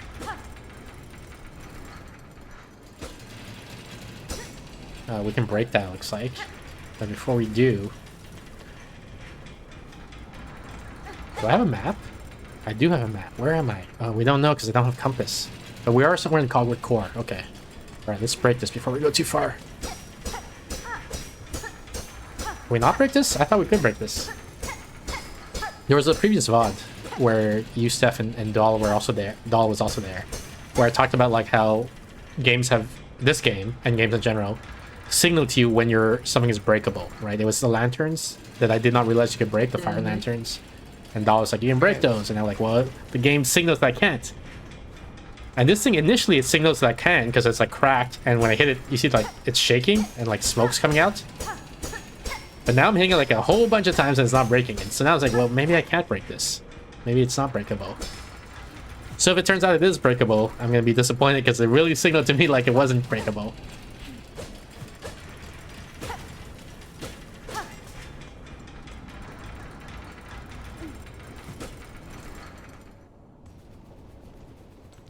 There's the black tendrils here, which I feel like is significant. And the music's getting all creepy now.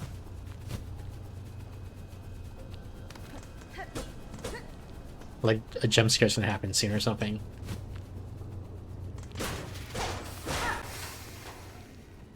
Oh god, I'm gonna die if I go here. Let's come back to that later, maybe.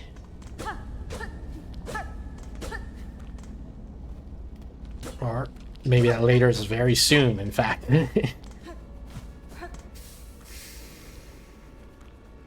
Oh god, no! I should have seen that coming. God. Died during the tutorial. They hit like twice and went backwards because I thought I went the wrong way. Oh, this means we can explore the thing that I said maybe there's a secret. Can I? Or am I after? No, yeah, I am before that. So here it is, and there was nothing. No secret. Oh.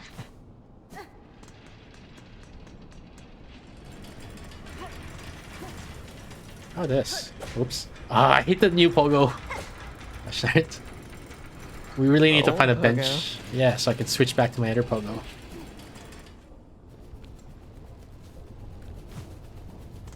Not here, but here. Oops.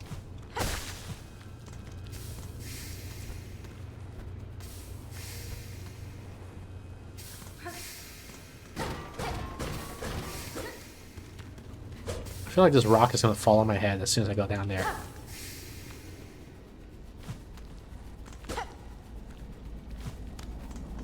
Oops. Oh, that's the one with guard bugs.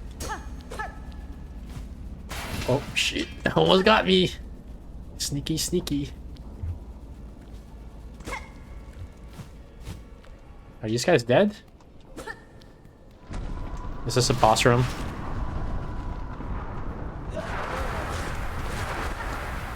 Oh, interesting. Yeah, look at that. Okay. So usually, like before, I know, Steph, you never pay attention to anything. These Harsh. these guys, there's corpses on the ground in the first act, first two acts, and then when we walk up to them, strands of silk come out of nowhere, wrap around them, and they come to life.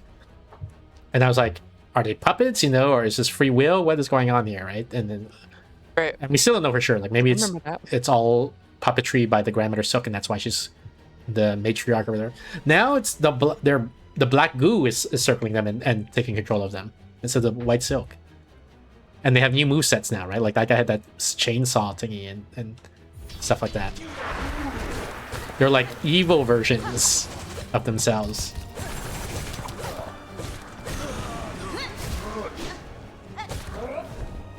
Oh god.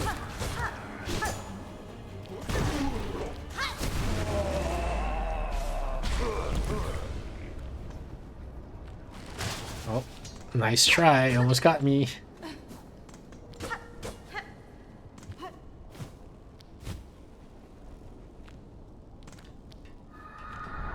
Okay, there's that screaming again. Is the whole roof coming down on me? Am I gonna get crushed? No, it's not. Okay. This super looks breakable, and I can't believe we can't break it.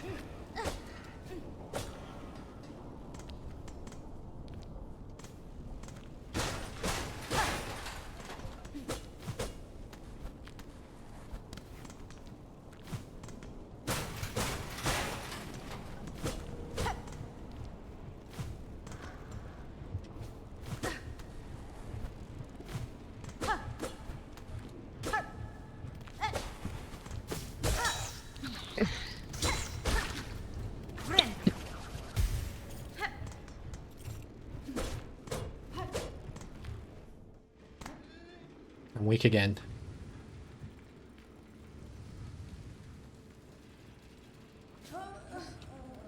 Do I have the thing? Because we had like a little baby on us last time we were infected, right? No, I don't have it here. What's this? Pale oil. Oh, I have pale oil? When did I get that? The whole time I had pale oil on me? I could have went to the guy and got a better needle. What? I've been playing this whole game on the hard mode the whole time. This is gonna break as soon as I step on it. Yeah. Gosh darn it.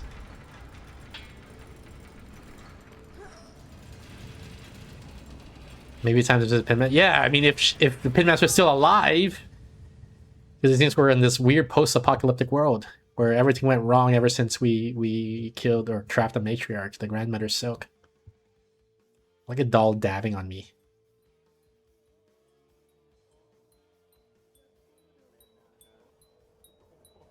Oh, it's freaking Sherma. I'm trying to figure out, is Sherma in the top 5 people I want to see when I wake up? Oh, Iron Maiden, 'tis a prayer answered to see you safely awake. Little Sherma, what has happened here? To our safe haven? Our home. This is what's left of it after the great breaking began. There was a terrible noise from above. Everything shook and fell apart, and the black threads sprung up from beneath. Many a poor pilgrim has already been lost to the destruction. You might have been too, if not for some fleeing pilgrims who found you fallen and carried you back to us.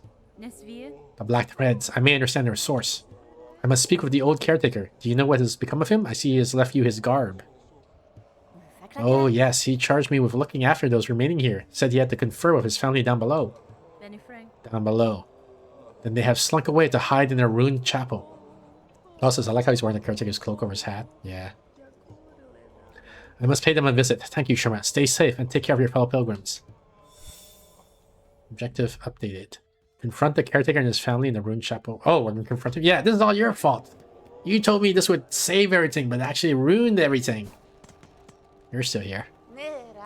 What a calamity has befallen our holy citadel. I ain't never seen anything like it in my long life.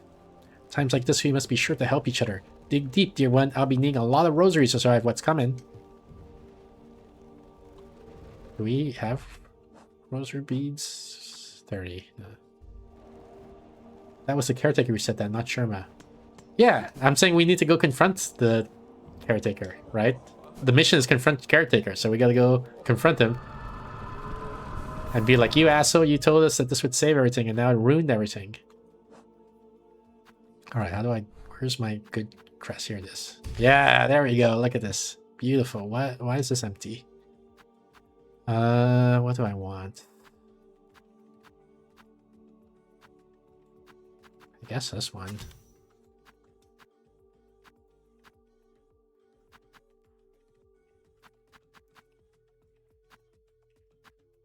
Maybe Longclaw?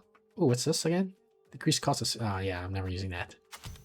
Every time I'm going to look at that and I'm going to remember what it is, I'm going to say, yeah, I'm never going to use that.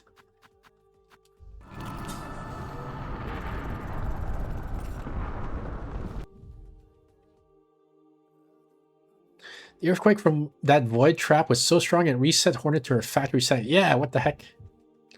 Alright, where is the Bell Town? Bellheart, that's what it's called. Can I talk to this guy? Oh, I can.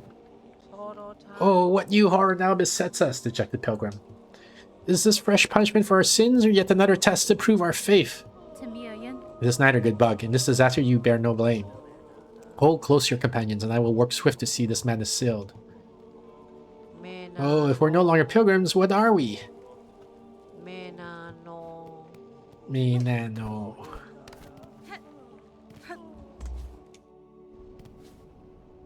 Wait, is this not the way? Oh, shoot. the freaking elevator is broken. Because I guess of the earthquakes. Well, that sucks. Okay, so then how do I get... I guess I gotta go the long way. See? Like this. I don't know if I can go down through here. We'll see. And then to here, I guess.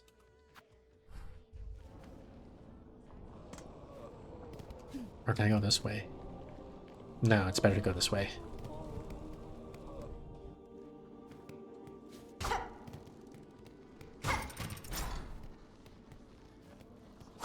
Oh, the flea's dead.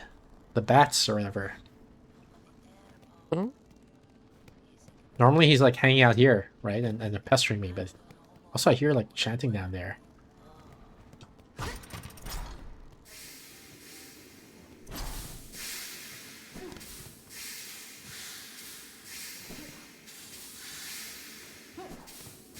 I can go meta a bit, Steph. I'm gonna tell you everything I'm doing here.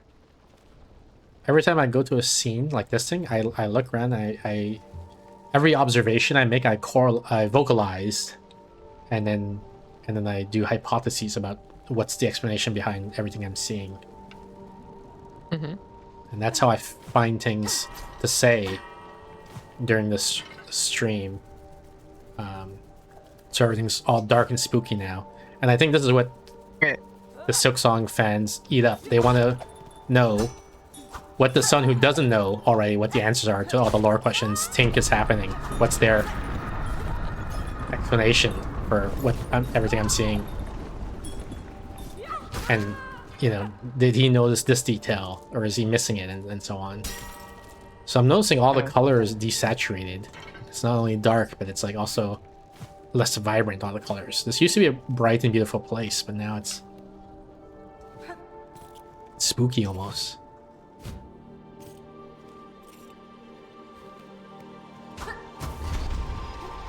Maybe I didn't want to do that. Yeah, I want to undo that.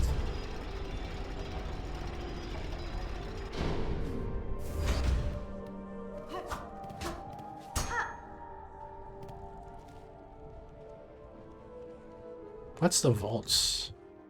Oh, it's just the name of the place. Should we stop off at the vault? No, I guess we can go here. I was thinking we can talk to the sage, or sorry, that's the stage. Isn't there a guy somewhere in the vaults? Like the guy with all the music boxes? He must be in the vault, but I guess he doesn't have a label on the map, so I don't know where he is. I don't remember where he is. Maybe he's like here, maybe? I don't remember. But if he's too far away, I'm not going to bother. It's too much effort. Okay, here's the stage. I guess we can see if, what's his name?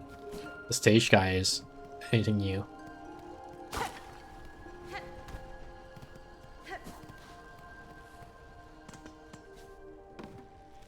Did I go the wrong way? Oh, this, yeah, I did go the wrong way. This is not the stage. The stage is lower.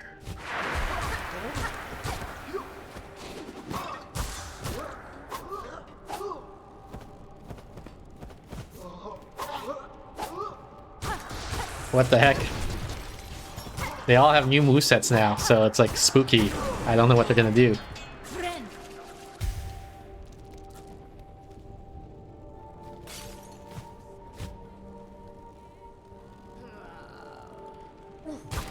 This guy is... Oh, he is possessed. I was about to say, he's not possessed at least. But he is.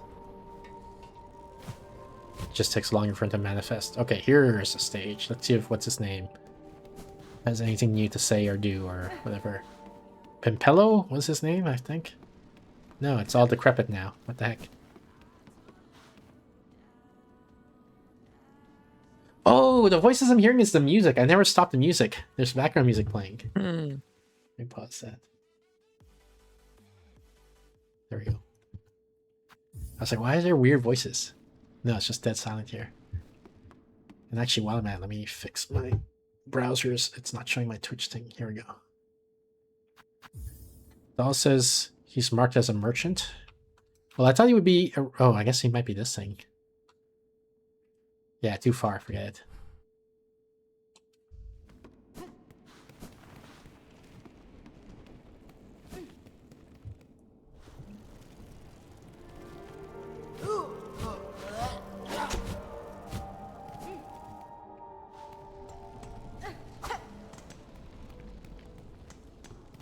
What if the Belby's just dead? Wouldn't that be tragic?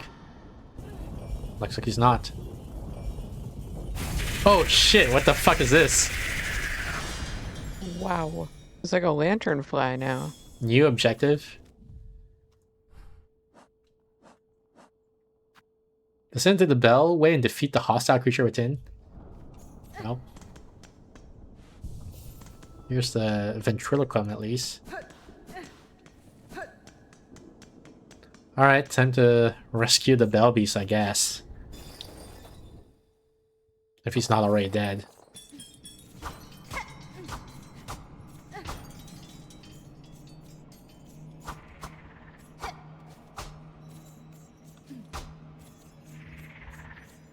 This is the boss arena right here. Yep. As soon as the roof raised up so that there's more room to jump around, that's where you know it's gonna be. Oh my gosh. Is this his butt? Is he farting on me? Oh, I can't touch that. Okay. Makes sense.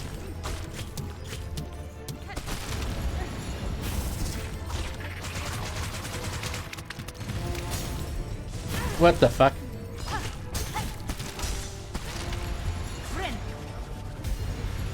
Okay, I don't know what's gonna happen now. This is a little spooky.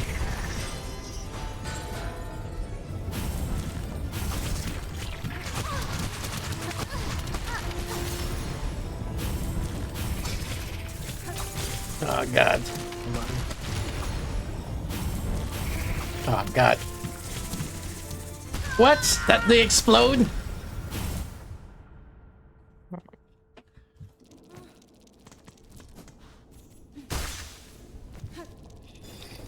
No, maybe I should change my charms for boss mode. Whatever.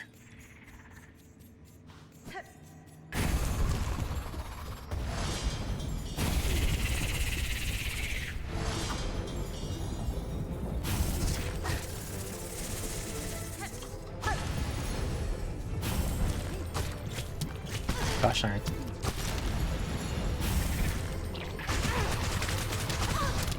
That was not smart what I did, just tanking the damage.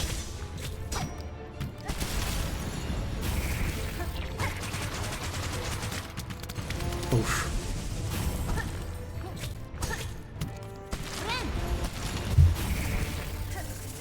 Gosh darn it. Wow. I was trying to use the iframes, but I didn't have enough of them, I guess.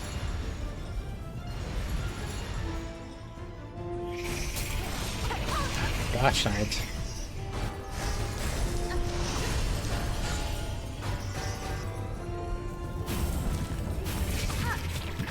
Oh, he does 3 butts now. 3 butt attacks, except 2.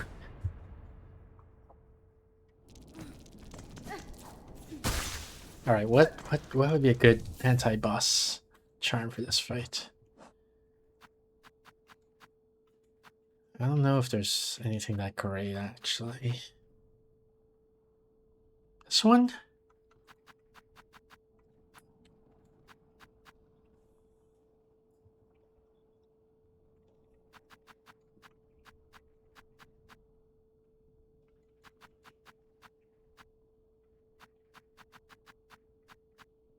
Yeah, maybe it's fine. I've always sort of said that I don't feel like the charms are that great in this game. They're not like game changing the way they are in Hollow Knight. It's just whatever.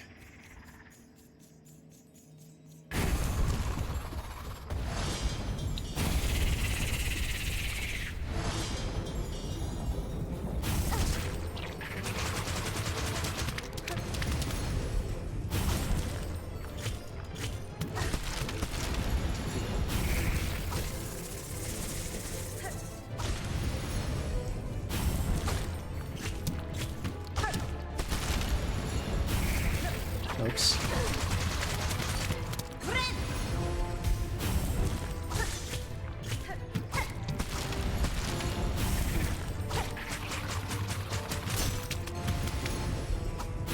Frickin' missed. Oh my gosh.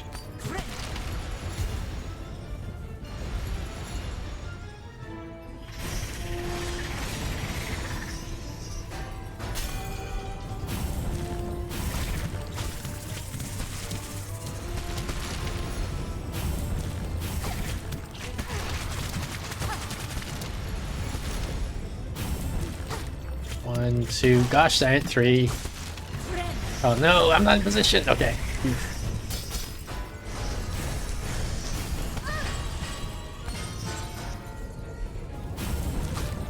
1, 2, 3. Well, I can't get in position from it. And they explode, I forgot. Oh my gosh. They had to add a poop related boss in Silksong. It's a TC nightmare. Signature. It's a TC signature. A poop boss. I mean, they only made 3 games. Can we really say it's a signature? Was there a... What was the first game called? Something Night? Lonely Night? Something like that? Was there a poop boss in that game? Hungry Night. Yeah. Was there a poop boss in the game?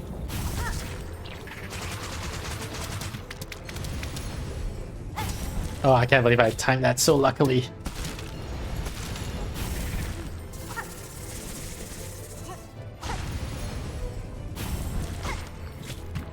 Come on.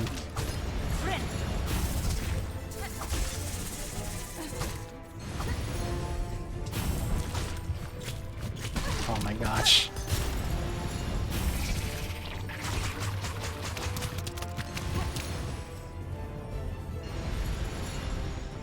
You don't know?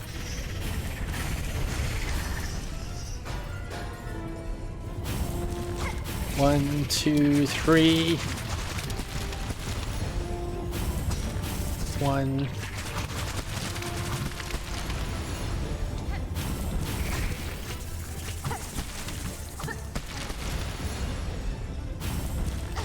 One, two, three.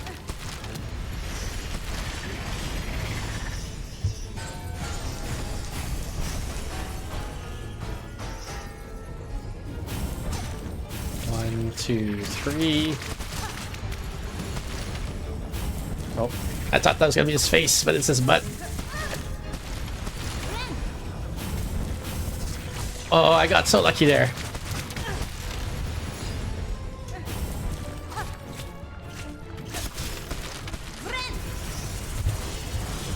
I got really lucky on that timing too.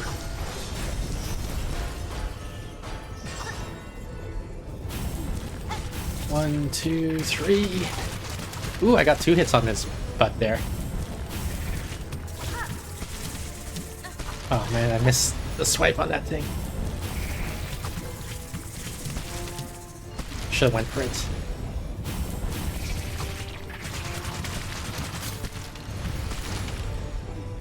One, two. I got greedy there, but it worked out.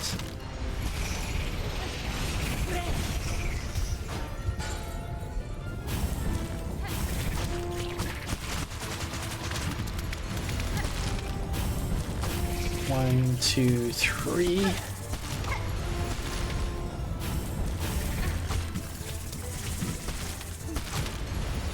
Oh, come on.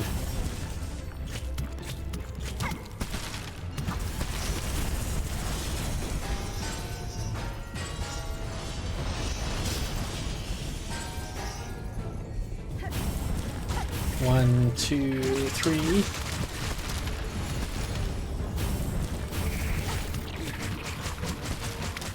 No, you fucker. Wow. Just heal. One, two, three. You fuck. The angle on that one was so shallow.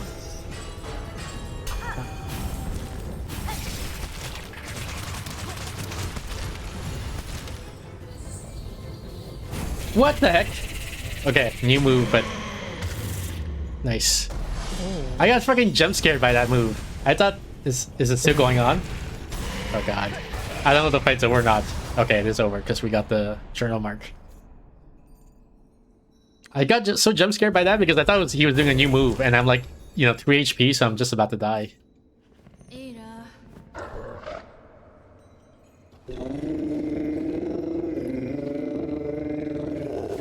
Let's sing.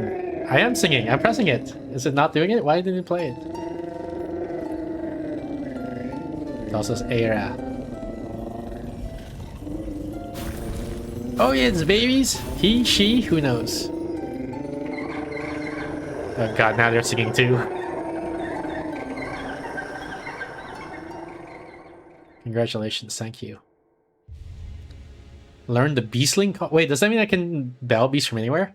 Maybe I can summon bell beast, summon the beastlings, and return together to their mother. Wait, so it does. Maybe it does mean I can bell beast anywhere, which is like super strong, if I understand it correctly.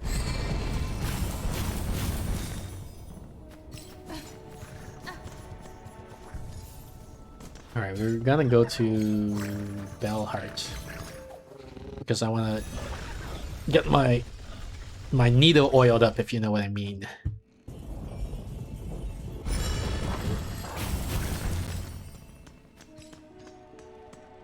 Let's see what a shithole this place has become.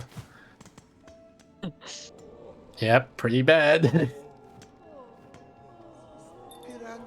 Dear resident, to see you return alive is such a glimmer of light, even as the dark descends upon us all. All these pilgrims gathered here. I had not expected so many to survive. Yeah, I thought they were all gonna die. The destruction beyond these bells suggested worse. Indeed, things should be worse. Would be worse, but for your tall warrior friend... Oh, is it the map lady? Shakira? Her of those shining rings who so fortunately chose our town to camp. That brave bug now acts alone to guard our town and those pilgrims who flee for it. For her effort, our shells have stayed safe, though how long she can remain at that task I do not dare to consider. Shakra the goat. Stay safe, Pavel. Keep these poor bugs close and your spirits from sorrow. None shall leave these walls, dear resident, and all are still welcome, any that can be saved. Better we bugs be together here at the end of it all.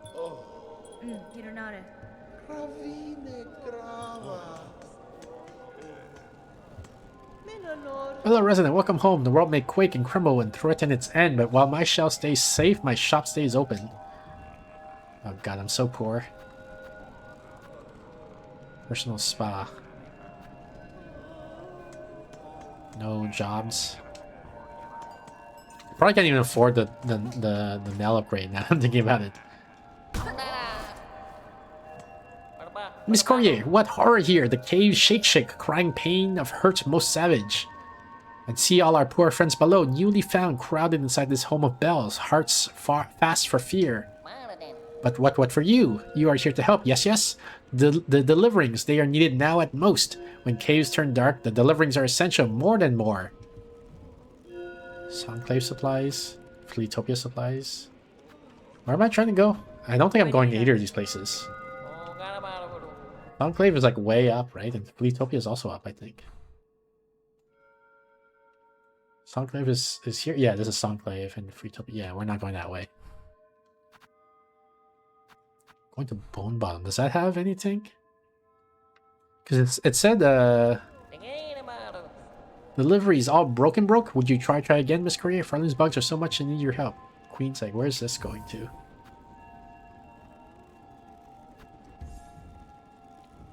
Can't remember where the Queen is, but I feel like it's probably not on the way, so maybe we won't do that one either.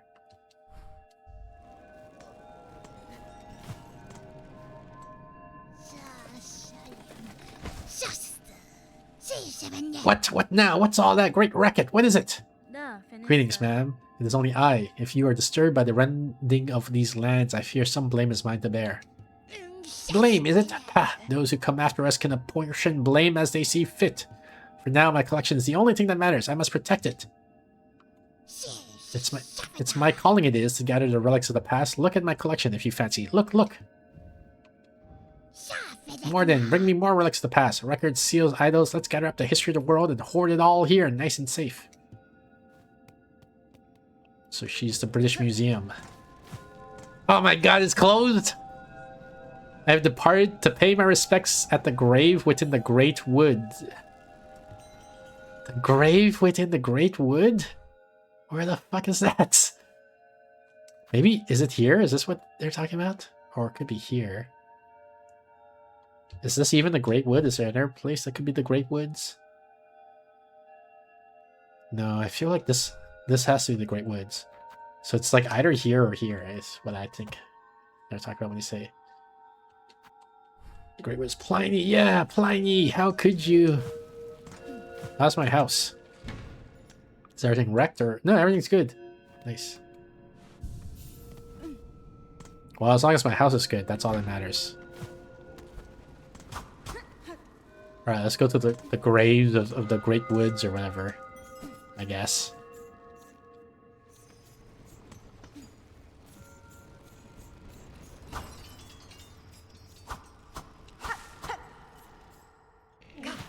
Hey, there's Shakira. Oh, shit. Should I help her? I don't know what's happening. I don't know if I can reach. Oh, yeah, I can reach him. See, Shakira, I helped. Shakira, you pit yourself against the black-threaded bugs? They are dangerous foes, even for a hardened warrior. I relish such danger and have little choice besides. These creatures besiege the town within. They are relentless and empowered. It is the void stretched up into this world and its husk. I know well this force, its nature. If it senses soul within, it will drive voracious towards it. As you say, many bugs now huddle within the bells. Nowhere else is safe with this black threat rising. Some luck at least that I chose to remain and can offer my ring's defense. Shakira, I seek to end this new disaster, for in it I share much blame, but know I shall need time to complete my task. I ask you hold fast till then. This town and its bugs need a guardian, and I can think of none better. Very well, hornet-wielding Nido. A pact made strong. If you are working towards the Venom's end, I shall fight with faith renewed. Seek swift to calm our crying land, hornet-wielding Nido, and know that I shall remain here to stand against these husks gone dark. Alright. Are these guys evil too? No, I guess not. They just leave.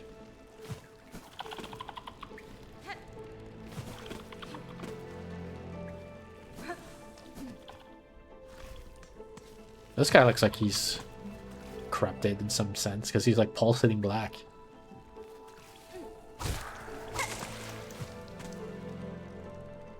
I guess I don't take the elevator.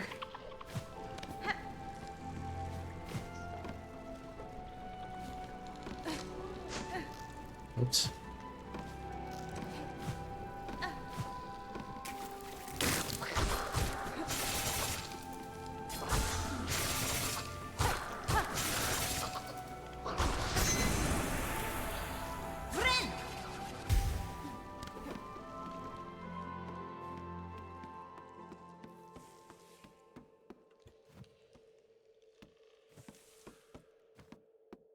Okay, not this place.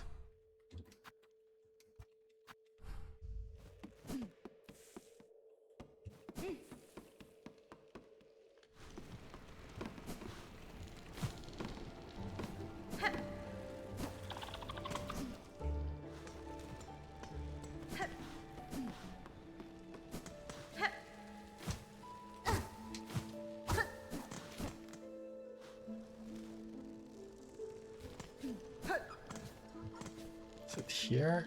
No, next room. It's here, I think. Maybe.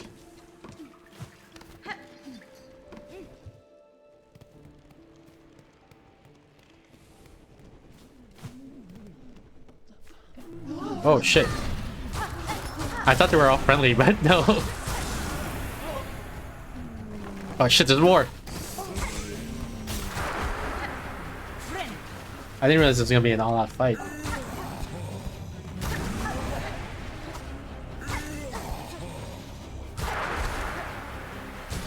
Oops, I didn't mean to do that either. What the frick? What the frick are these moves? Holy shit.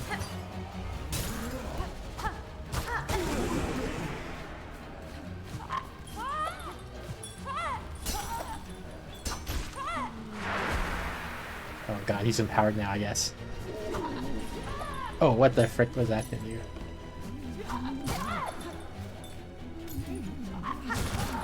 Oops. I'm about to die.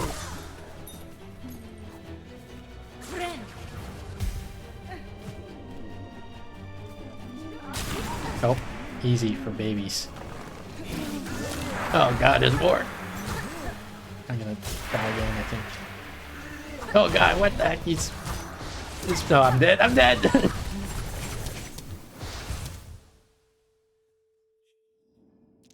It was all just a bad dream. So,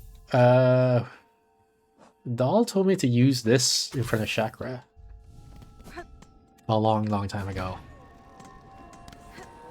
So let's see if she's still here. I told her to stay here, so hopefully she's still here. Nope, she left. Of course. Oh, wow. Try the other side. I'll try your other side.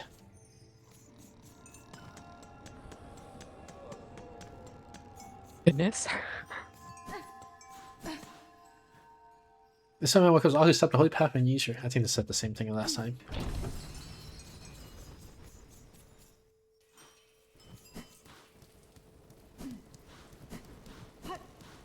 Doesn't look like she's here.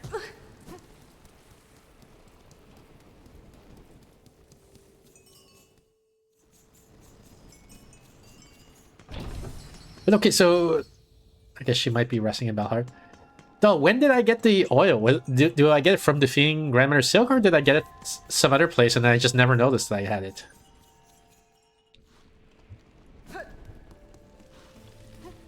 Because I absolutely do not remember getting it, so... So if I got it from defeating Grandmother Silk, that would make sense, but... If I got somewhere else...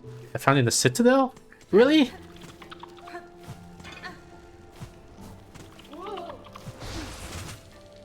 I really was playing the game on the hard.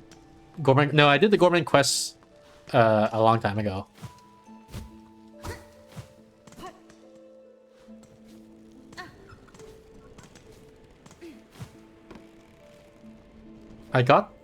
I think there's like... There's one in the Citadel, one after the quest, and one last oil left. So I got the... Where was it? I think it's near the Pimpero or whatever the guy's name is. When you beat Pimpero, you get one, I think. Where the hell is that? Around here, I guess? Oh, here's the stage. When you beat Pimpero, you get one.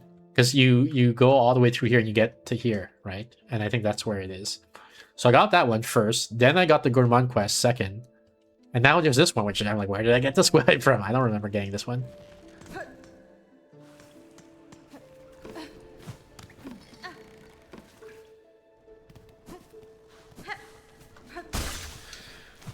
Alright, Pliny, let's do this. Yeah, these guys are spooky when they're empowered. Oh my gosh.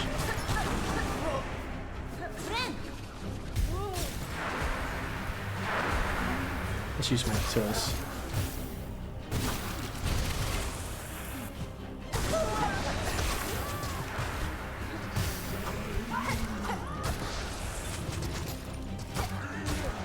Gosh darn it.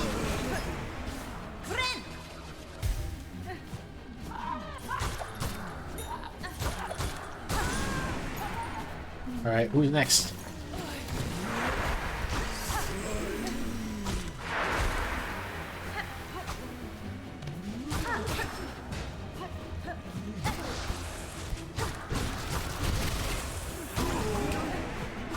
Oh shit.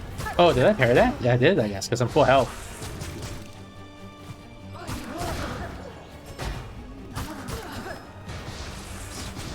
We're waiting for this to go away. No, waiting for that to go away.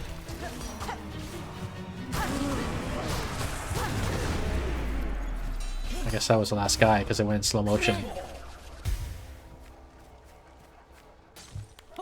Well, yo, what a fearful fright you saved poor Pliny from. Such a delight at long its last to see that the fine needle dance and sing.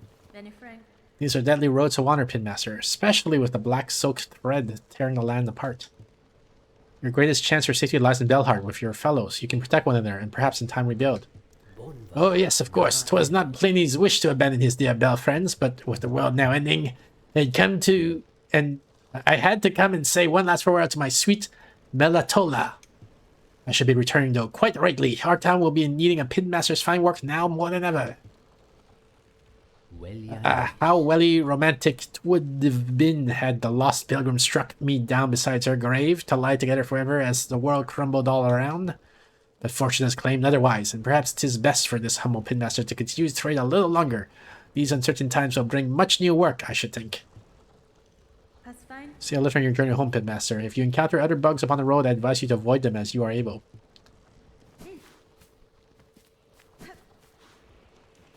Yanara. I summon her ghost. Shining moments, brief eternal. At world's dim end we met. That memory my treasure.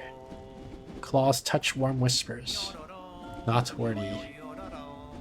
At world's dim end we met. That melody my treasure. Alone without you.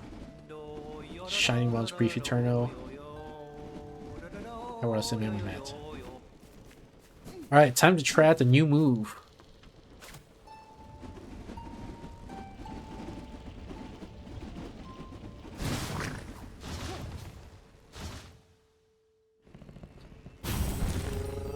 Pretty cool.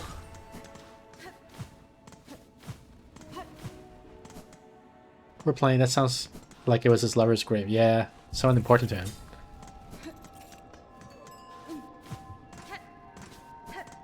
Alright, he's gonna be like, yeah, it's gonna be 200 bucks. And I'm like, I'm literally trying to save the world. And he's like, nope, 200 bucks. It is fortunate to see you return, Pinmaster. The roads between here and that deep woods grave crawl with violent foes. I had concerns for your safety. Brave warrior, my hero, 'twas indeed a fearful scramble home, but safe I now am, and a warmly pleasure to see you too, for the world has darkened indeed. In such times, the task for a pinmaster is clear, to polish and sharpen and refine, suchly that the glimmer of your blade may pierce through the encroaching murk. Okay, so do it. Would you pass the oil traveler and perhaps a few rosaries, God said, for their ongoing effort? Allow this pinmaster to again work wonders upon your blade. 450, come on! Well, Ine, you hold the precious oil for yourself. For what purpose you deny a pinmaster to work? There is only I alive to work with such wondrous substance. Okay. Where do we go to grind?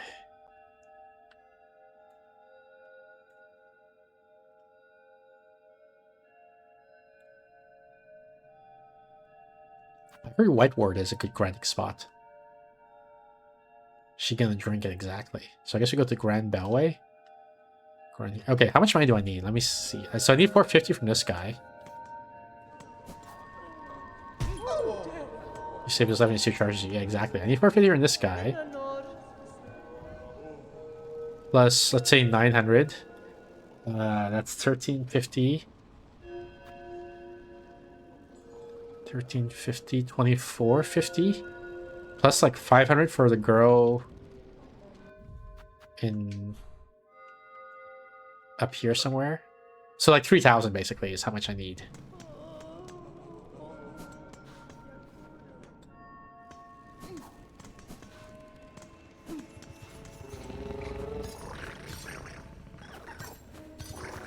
Where was it? Grand Bellway? No, I don't think it's Grand Bellway. I think I went to the wrong place.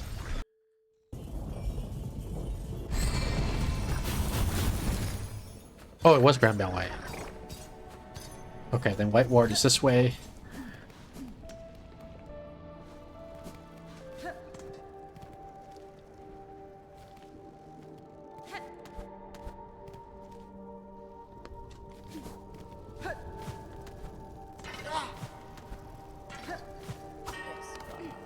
This way it is. What the frick? Who the heck is that? Oh, isn't that the robot that we saved like 10 years ago? Gosh darn it, I'm gonna die before I get to talk to the robot. Oh.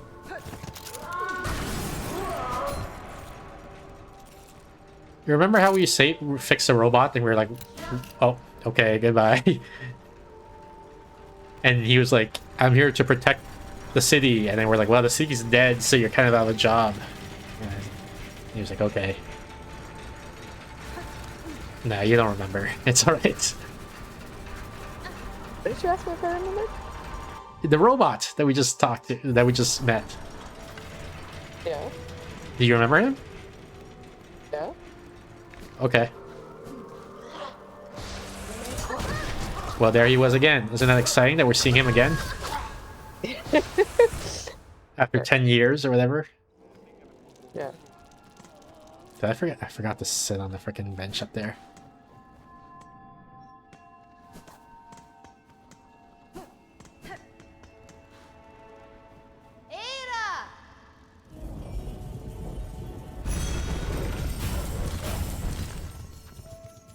Where was it? Grand Bell Heart? Grand Bell Way?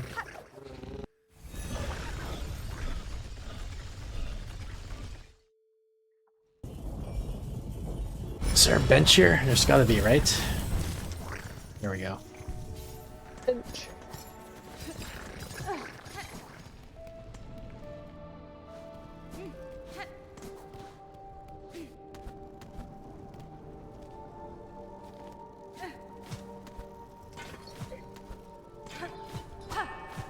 This means he now that because I died, he's not gonna be here the second time, I presume. So now I have to fight all these guys alone.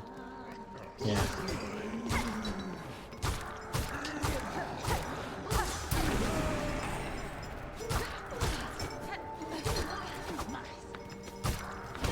Holy shit!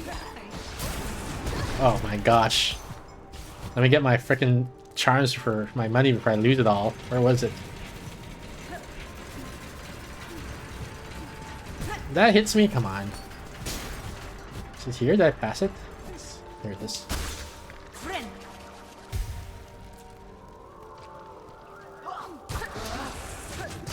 What the heck is even shooting at me? There's... Oh, they're like... fused to the wall, maybe?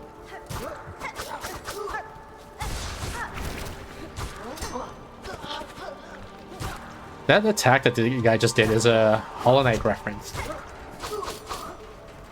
This thing. That's the same attack the Hollow Knight has. Or the... What is the name? He has a name before Hollow Knight, and I forgot what it was.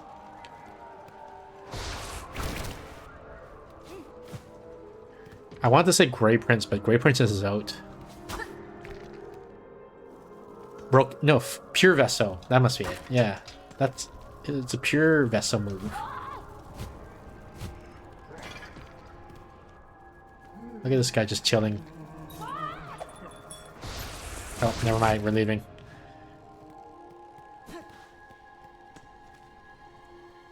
Oh, there's a bench here.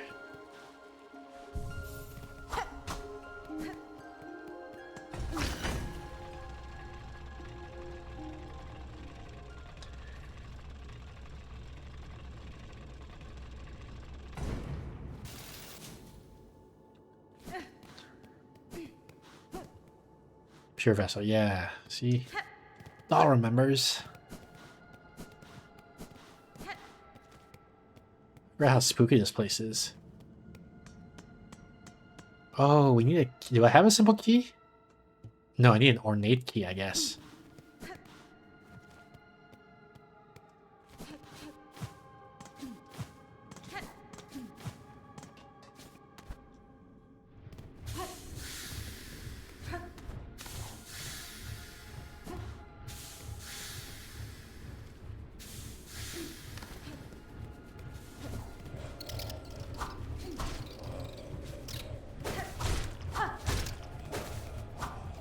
Come on.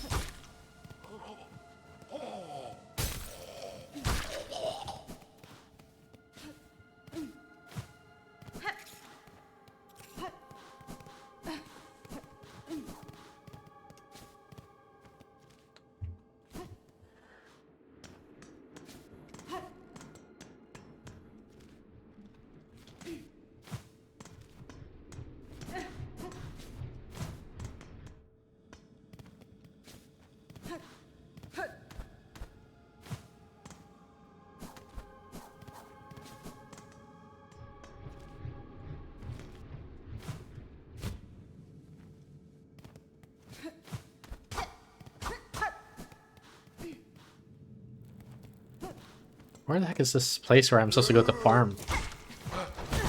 Down. Oh, this guy's evil too? Of course. Well, the other guys wasn't evil.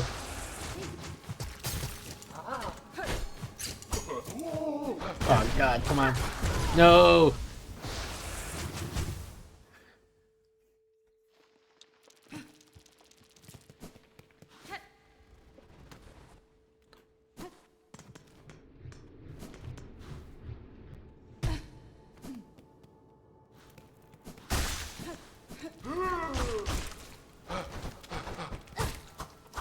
Oops.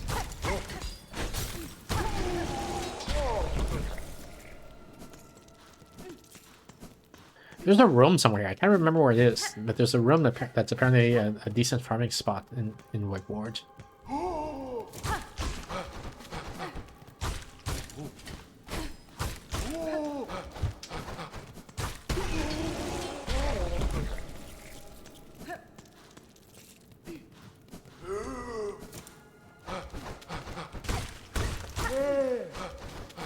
That fucking hits me in the speed. Bullshit.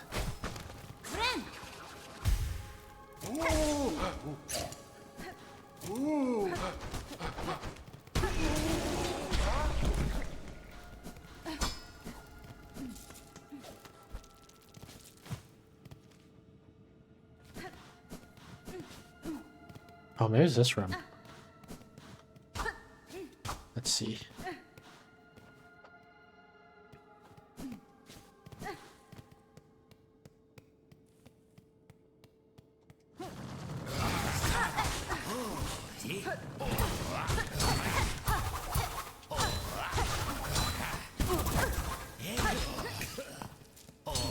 $25.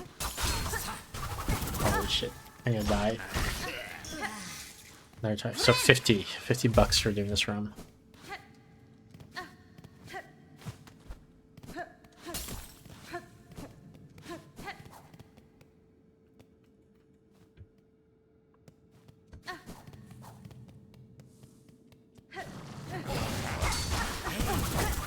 If I don't die.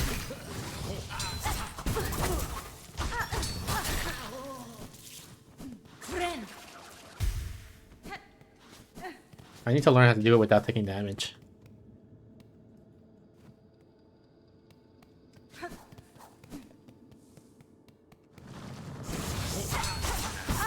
Holy shit. Gosh darn it.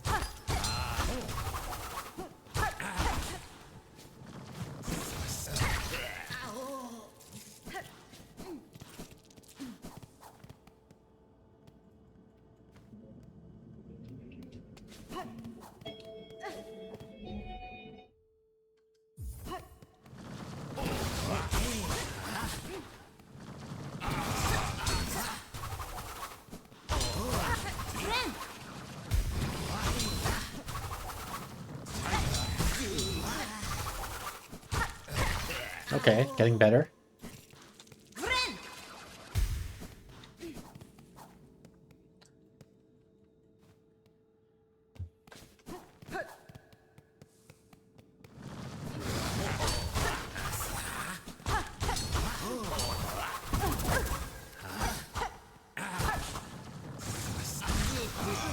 So like 5 hits to kill him, maybe?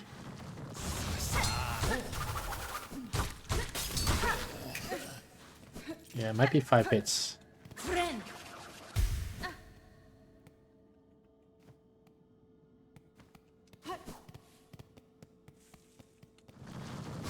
One, two, oops, 3, 4. Oops. Gosh darn it. I lost track of which one's which now.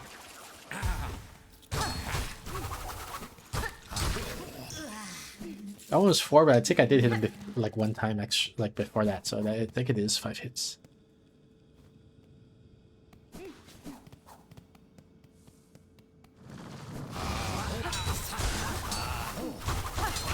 No, it's 6 hits, I guess.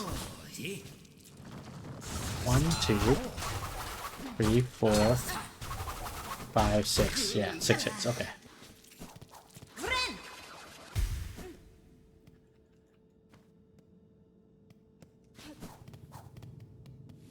Now if I start using my combos.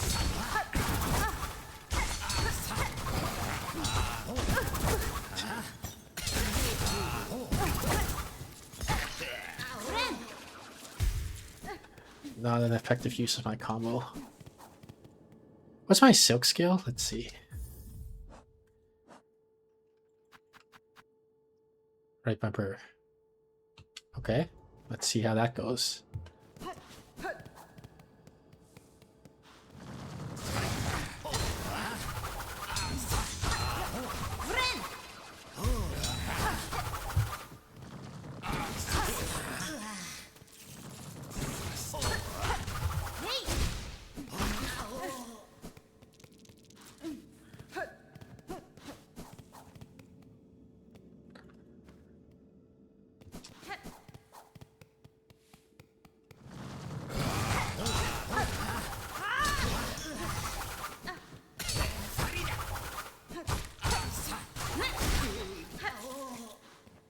Okay, I think we got a good pattern going on here.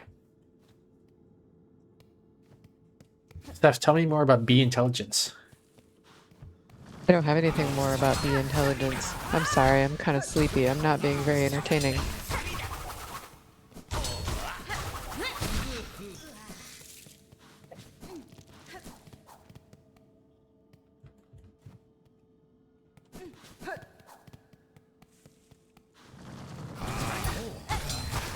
Gosh darn it. Oops.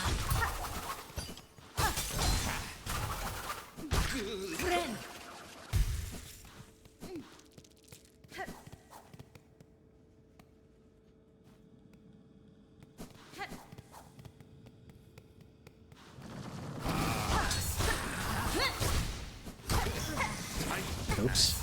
This guy spawned right on top of me.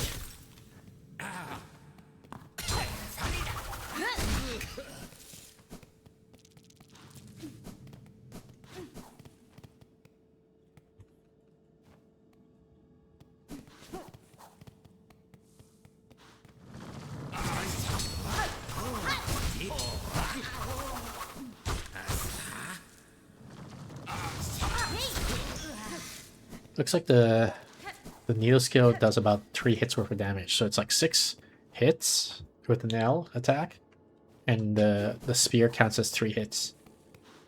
Hmm. Holy shit, I'm gonna die.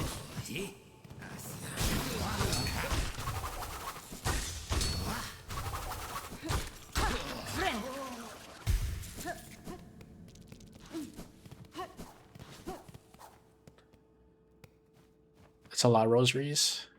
Yeah, so I heard that, I think I saw a TikTok that just said that this room is a good farming room.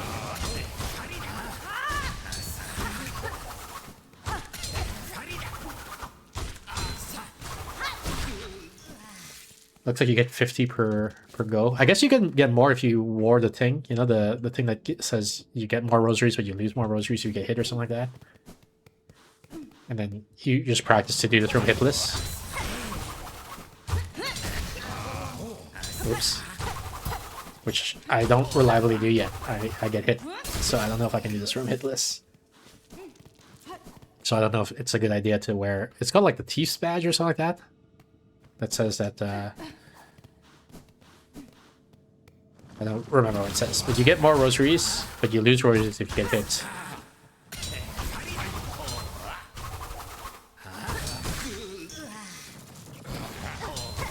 Oh gosh.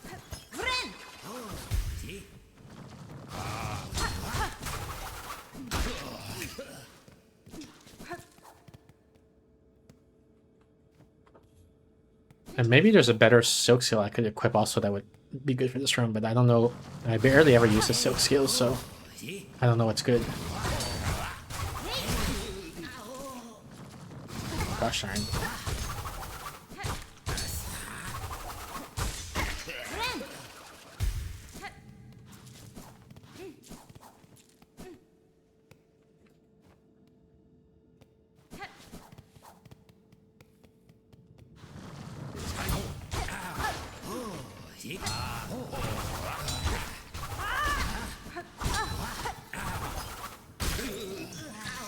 I get both of them? I guess I got both of them.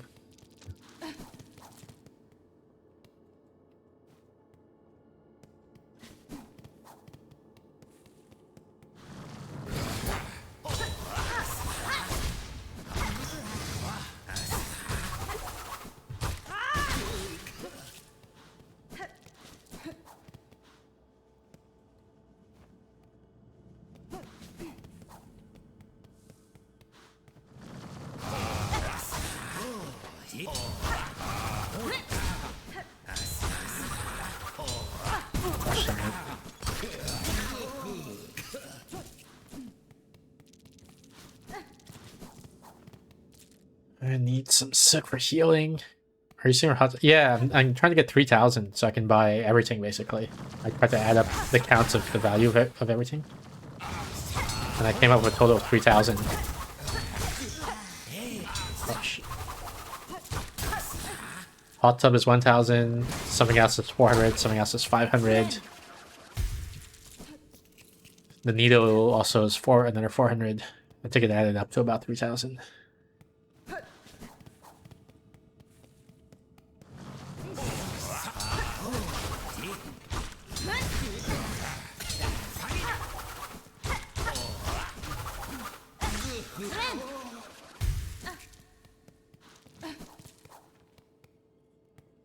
So we need to do this about 30 more times, I guess? Because we do 2 times for 100, and we need 1,500 more. Oops, wrong button.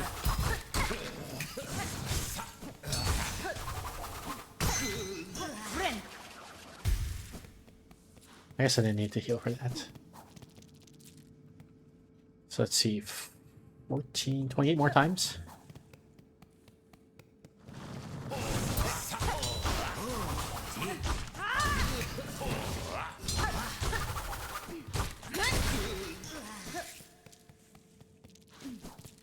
$27.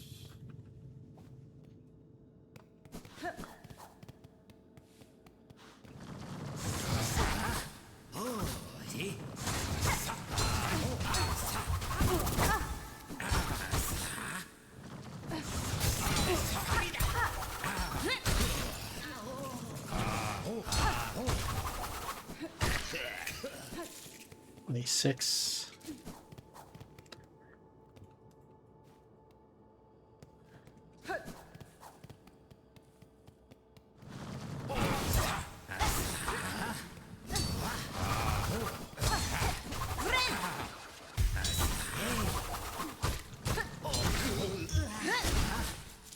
They look like eggs with tentacles.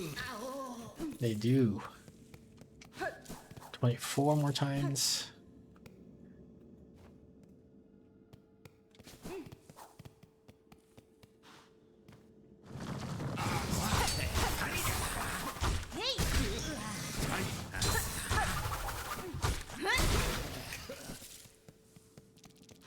$22.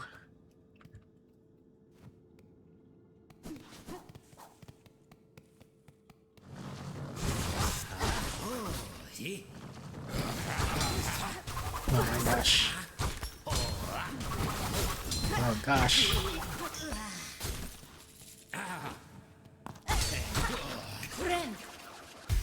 21 more times.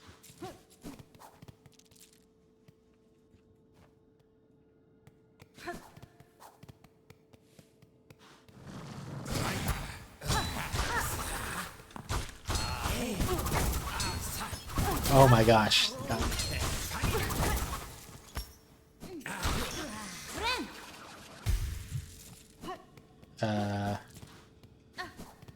20 more times? I feel like I miscount. I feel like I need to do 22 more times at this point.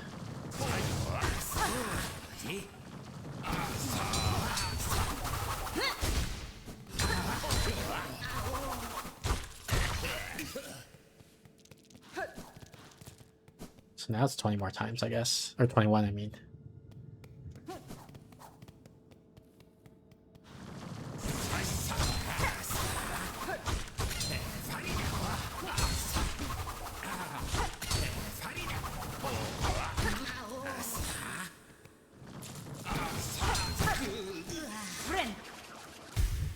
Okay, so now 20 more times. Unless maybe I did the math wrong, and that's why I feel like I miscounted, because I actually needed to do a little bit more than I thought I did.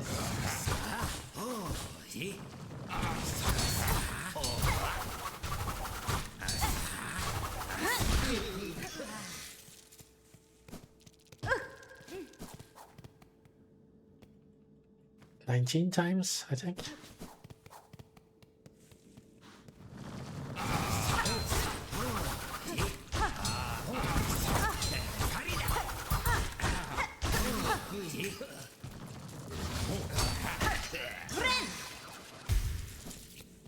$18. I'm sure you'll make a lot of money on your way to the caretakers and back. Yeah, but since this is the best farming spot, might as well take advantage of it right now.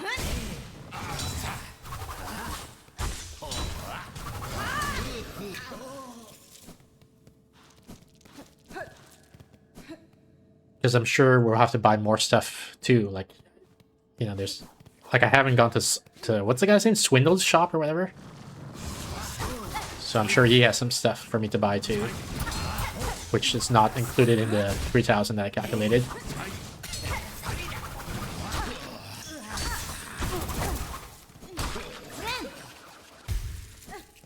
Let's see. This should be.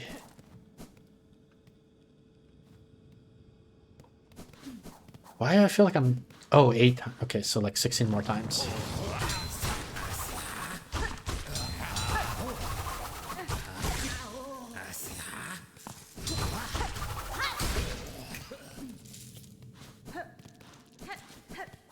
Seven more times. No, wait. I'm getting all confused with my math.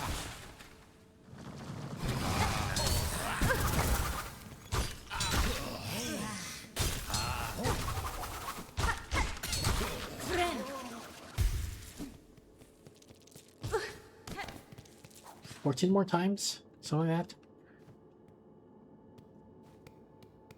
I have nothing. 5k on roasters your first save. Yeah, well, that's because you beat the game, right? You've completely beaten the game, so.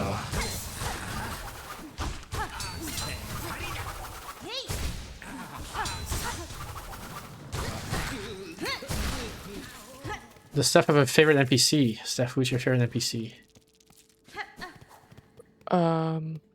In this game? She didn't say in this game. Do I have a favorite NPC in this game? Aren't all the characters except for Hornet NPCs? Yeah, pretty much.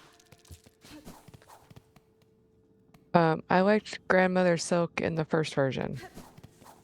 Wasn't she basically the same in all the versions? I don't know what she'll be like in this version. Oh, I thought she's already dead in this version. I don't know if she is or not. Yeah.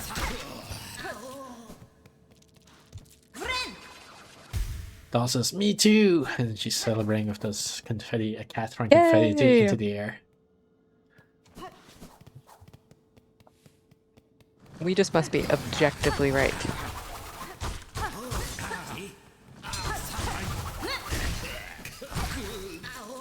You know who I don't like? Sherma. How come? Because he's had good luck all his life, so he doesn't understand the struggles of the common people.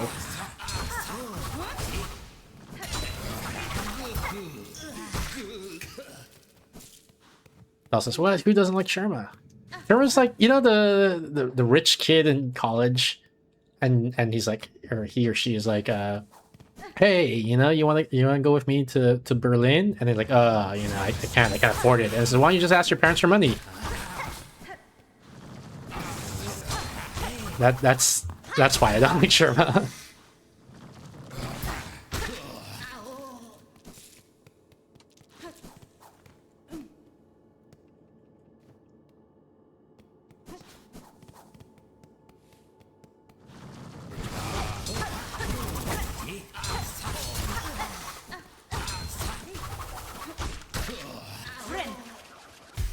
Steph says, I like to be around people like that, hoping their insane luck rubs off on me.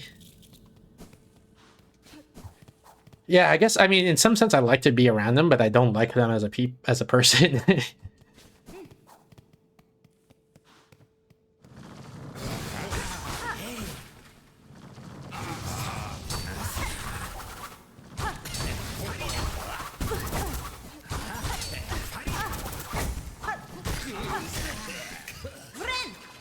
And I guess, I mean, that's really more about me than about them, right? It's like I can't get over my jealousy or my enviousness.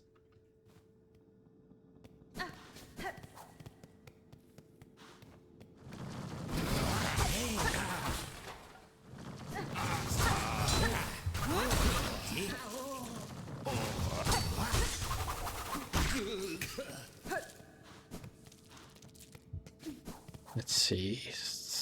300. So 6 more times? 5 more times we gotta do this?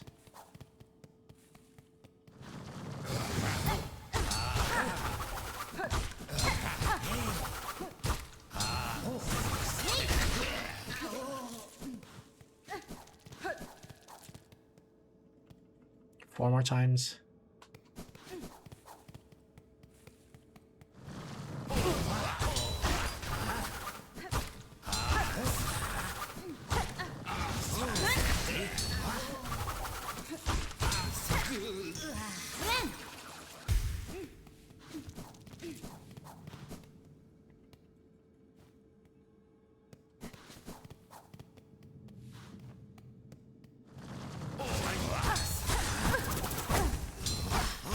Oh my gosh.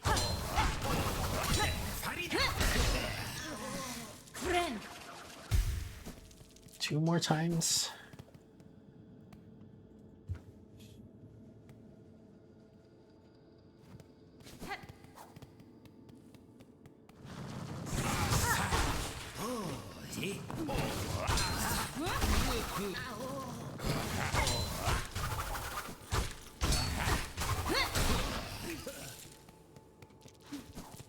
One more time.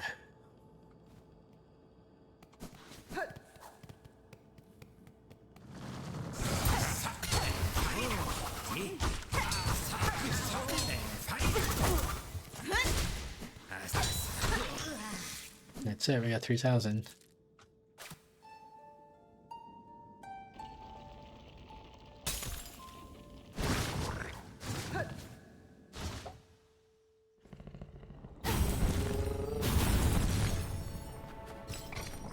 Let's go to...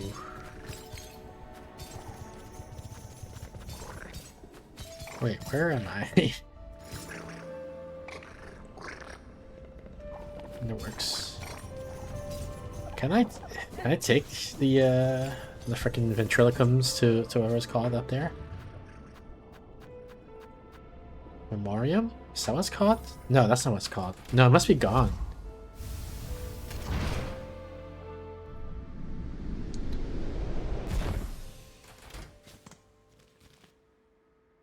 Yeah, this is not where I want to be. I'll go to Songclave. I guess it's gone as a choice here. Oh, first shrine? Maybe it's first shrine.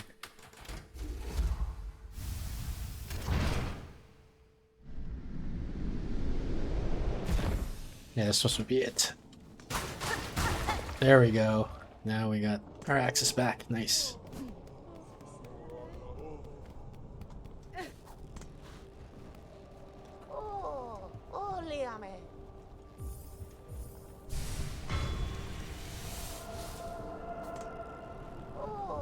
Is that it? Yeah. So we got everything from her, so this is done. We can remove this this mark. Then we gotta buy everything in Belltown, or Bellheart, or whatever it's called.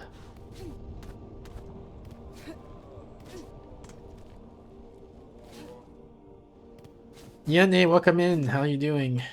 We're probably gonna end soon, unfortunately. I just did some grinding, and now we're gonna spend all our money, and then we'll probably end stream at that point. How are you doing, Yane?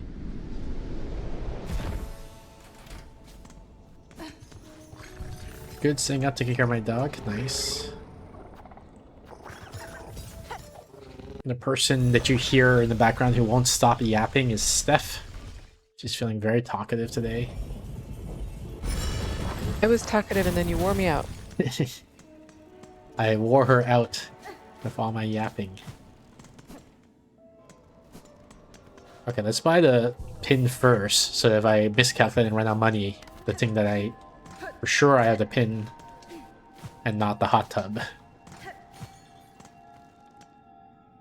She has parvo, so I have a few meds to give her before we can sleep. I don't know what parvo is, but it's good that you're taking care of your dog. How was stream? It was fine. We did mostly just chatting. We wasted the entire stream just chatting, and then we said, "Oh, we still gotta play Silksong," so we're trying to rush some Silksong content right at the end here.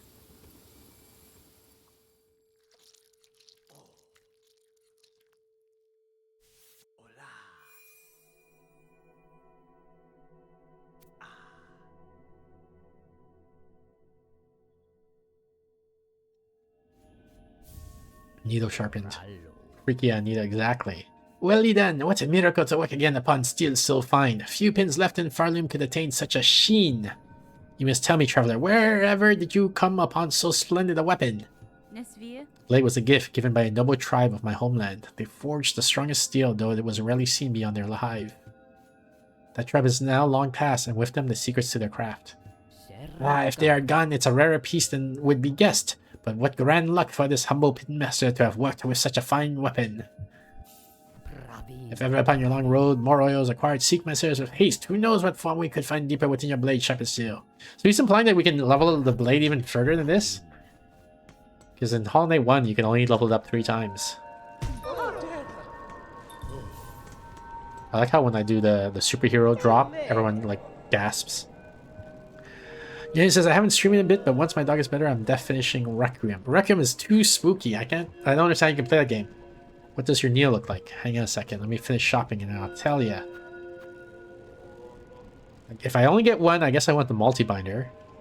Which I don't really know what it does. Suppose to improve it bugs natural ability to heal? Sure, whatever. Scare me pretty bad, NGL. Okay, so and we can afford the hot tub. Perfect. Steph, we have a hot tub in our house now. Yay, finally! A fine purchase you made. Allow us a moment and we'll get it set up in your bell home. Hot tub stream, exactly. Every place I've gone to, and I'm talking about it in real life here, every place I've gone to has said no hot tubs. Because they don't want you to leak water onto the floor and then damage it, I guess. Here they're like, go ahead, damage it. Well, it makes me curious of like, where can you go in real life that they will say yes, hot tub? Because, I mean, I guess if you own the entire building, you know, meaning you're a billionaire, basically rich, right, to buy the entire building, not just your one apartment, then you do whatever you want, right? Because it's your rules. But if you're renting or buying a condo in a place, everywhere I've gone to, they're like no hot tubs, no pools, nothing where you can spill water onto the floor. Basically, they're saying.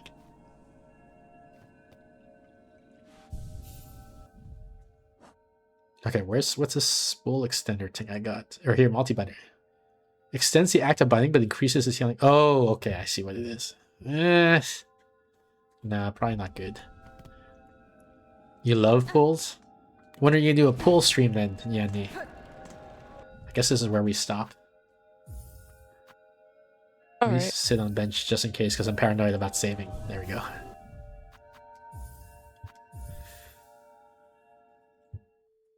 Yeah, Yanni, when are you gonna do your pool stream? I have a friend and VTuber swimsuit outfit. Yeah, exactly. A friend and I forget. So there was some reason to celebrate. I forget what the celebration was. But they had this. They hit some milestone. Maybe I don't know. Maybe, and so I bought them a pool. Like on Amazon, I bought them an inflatable kiddie pool for like $30 or something like that. And mailed it to them, and then I told them you have to be a pool streamer now. And so Nice. they tried to do it, but it was actually very logistically a nightmare. Like they said, like they were bucket brigading, like to try to fill up the pool, but it was like way too much work. So they could only go up to like ankle height. And so that was the pool stream.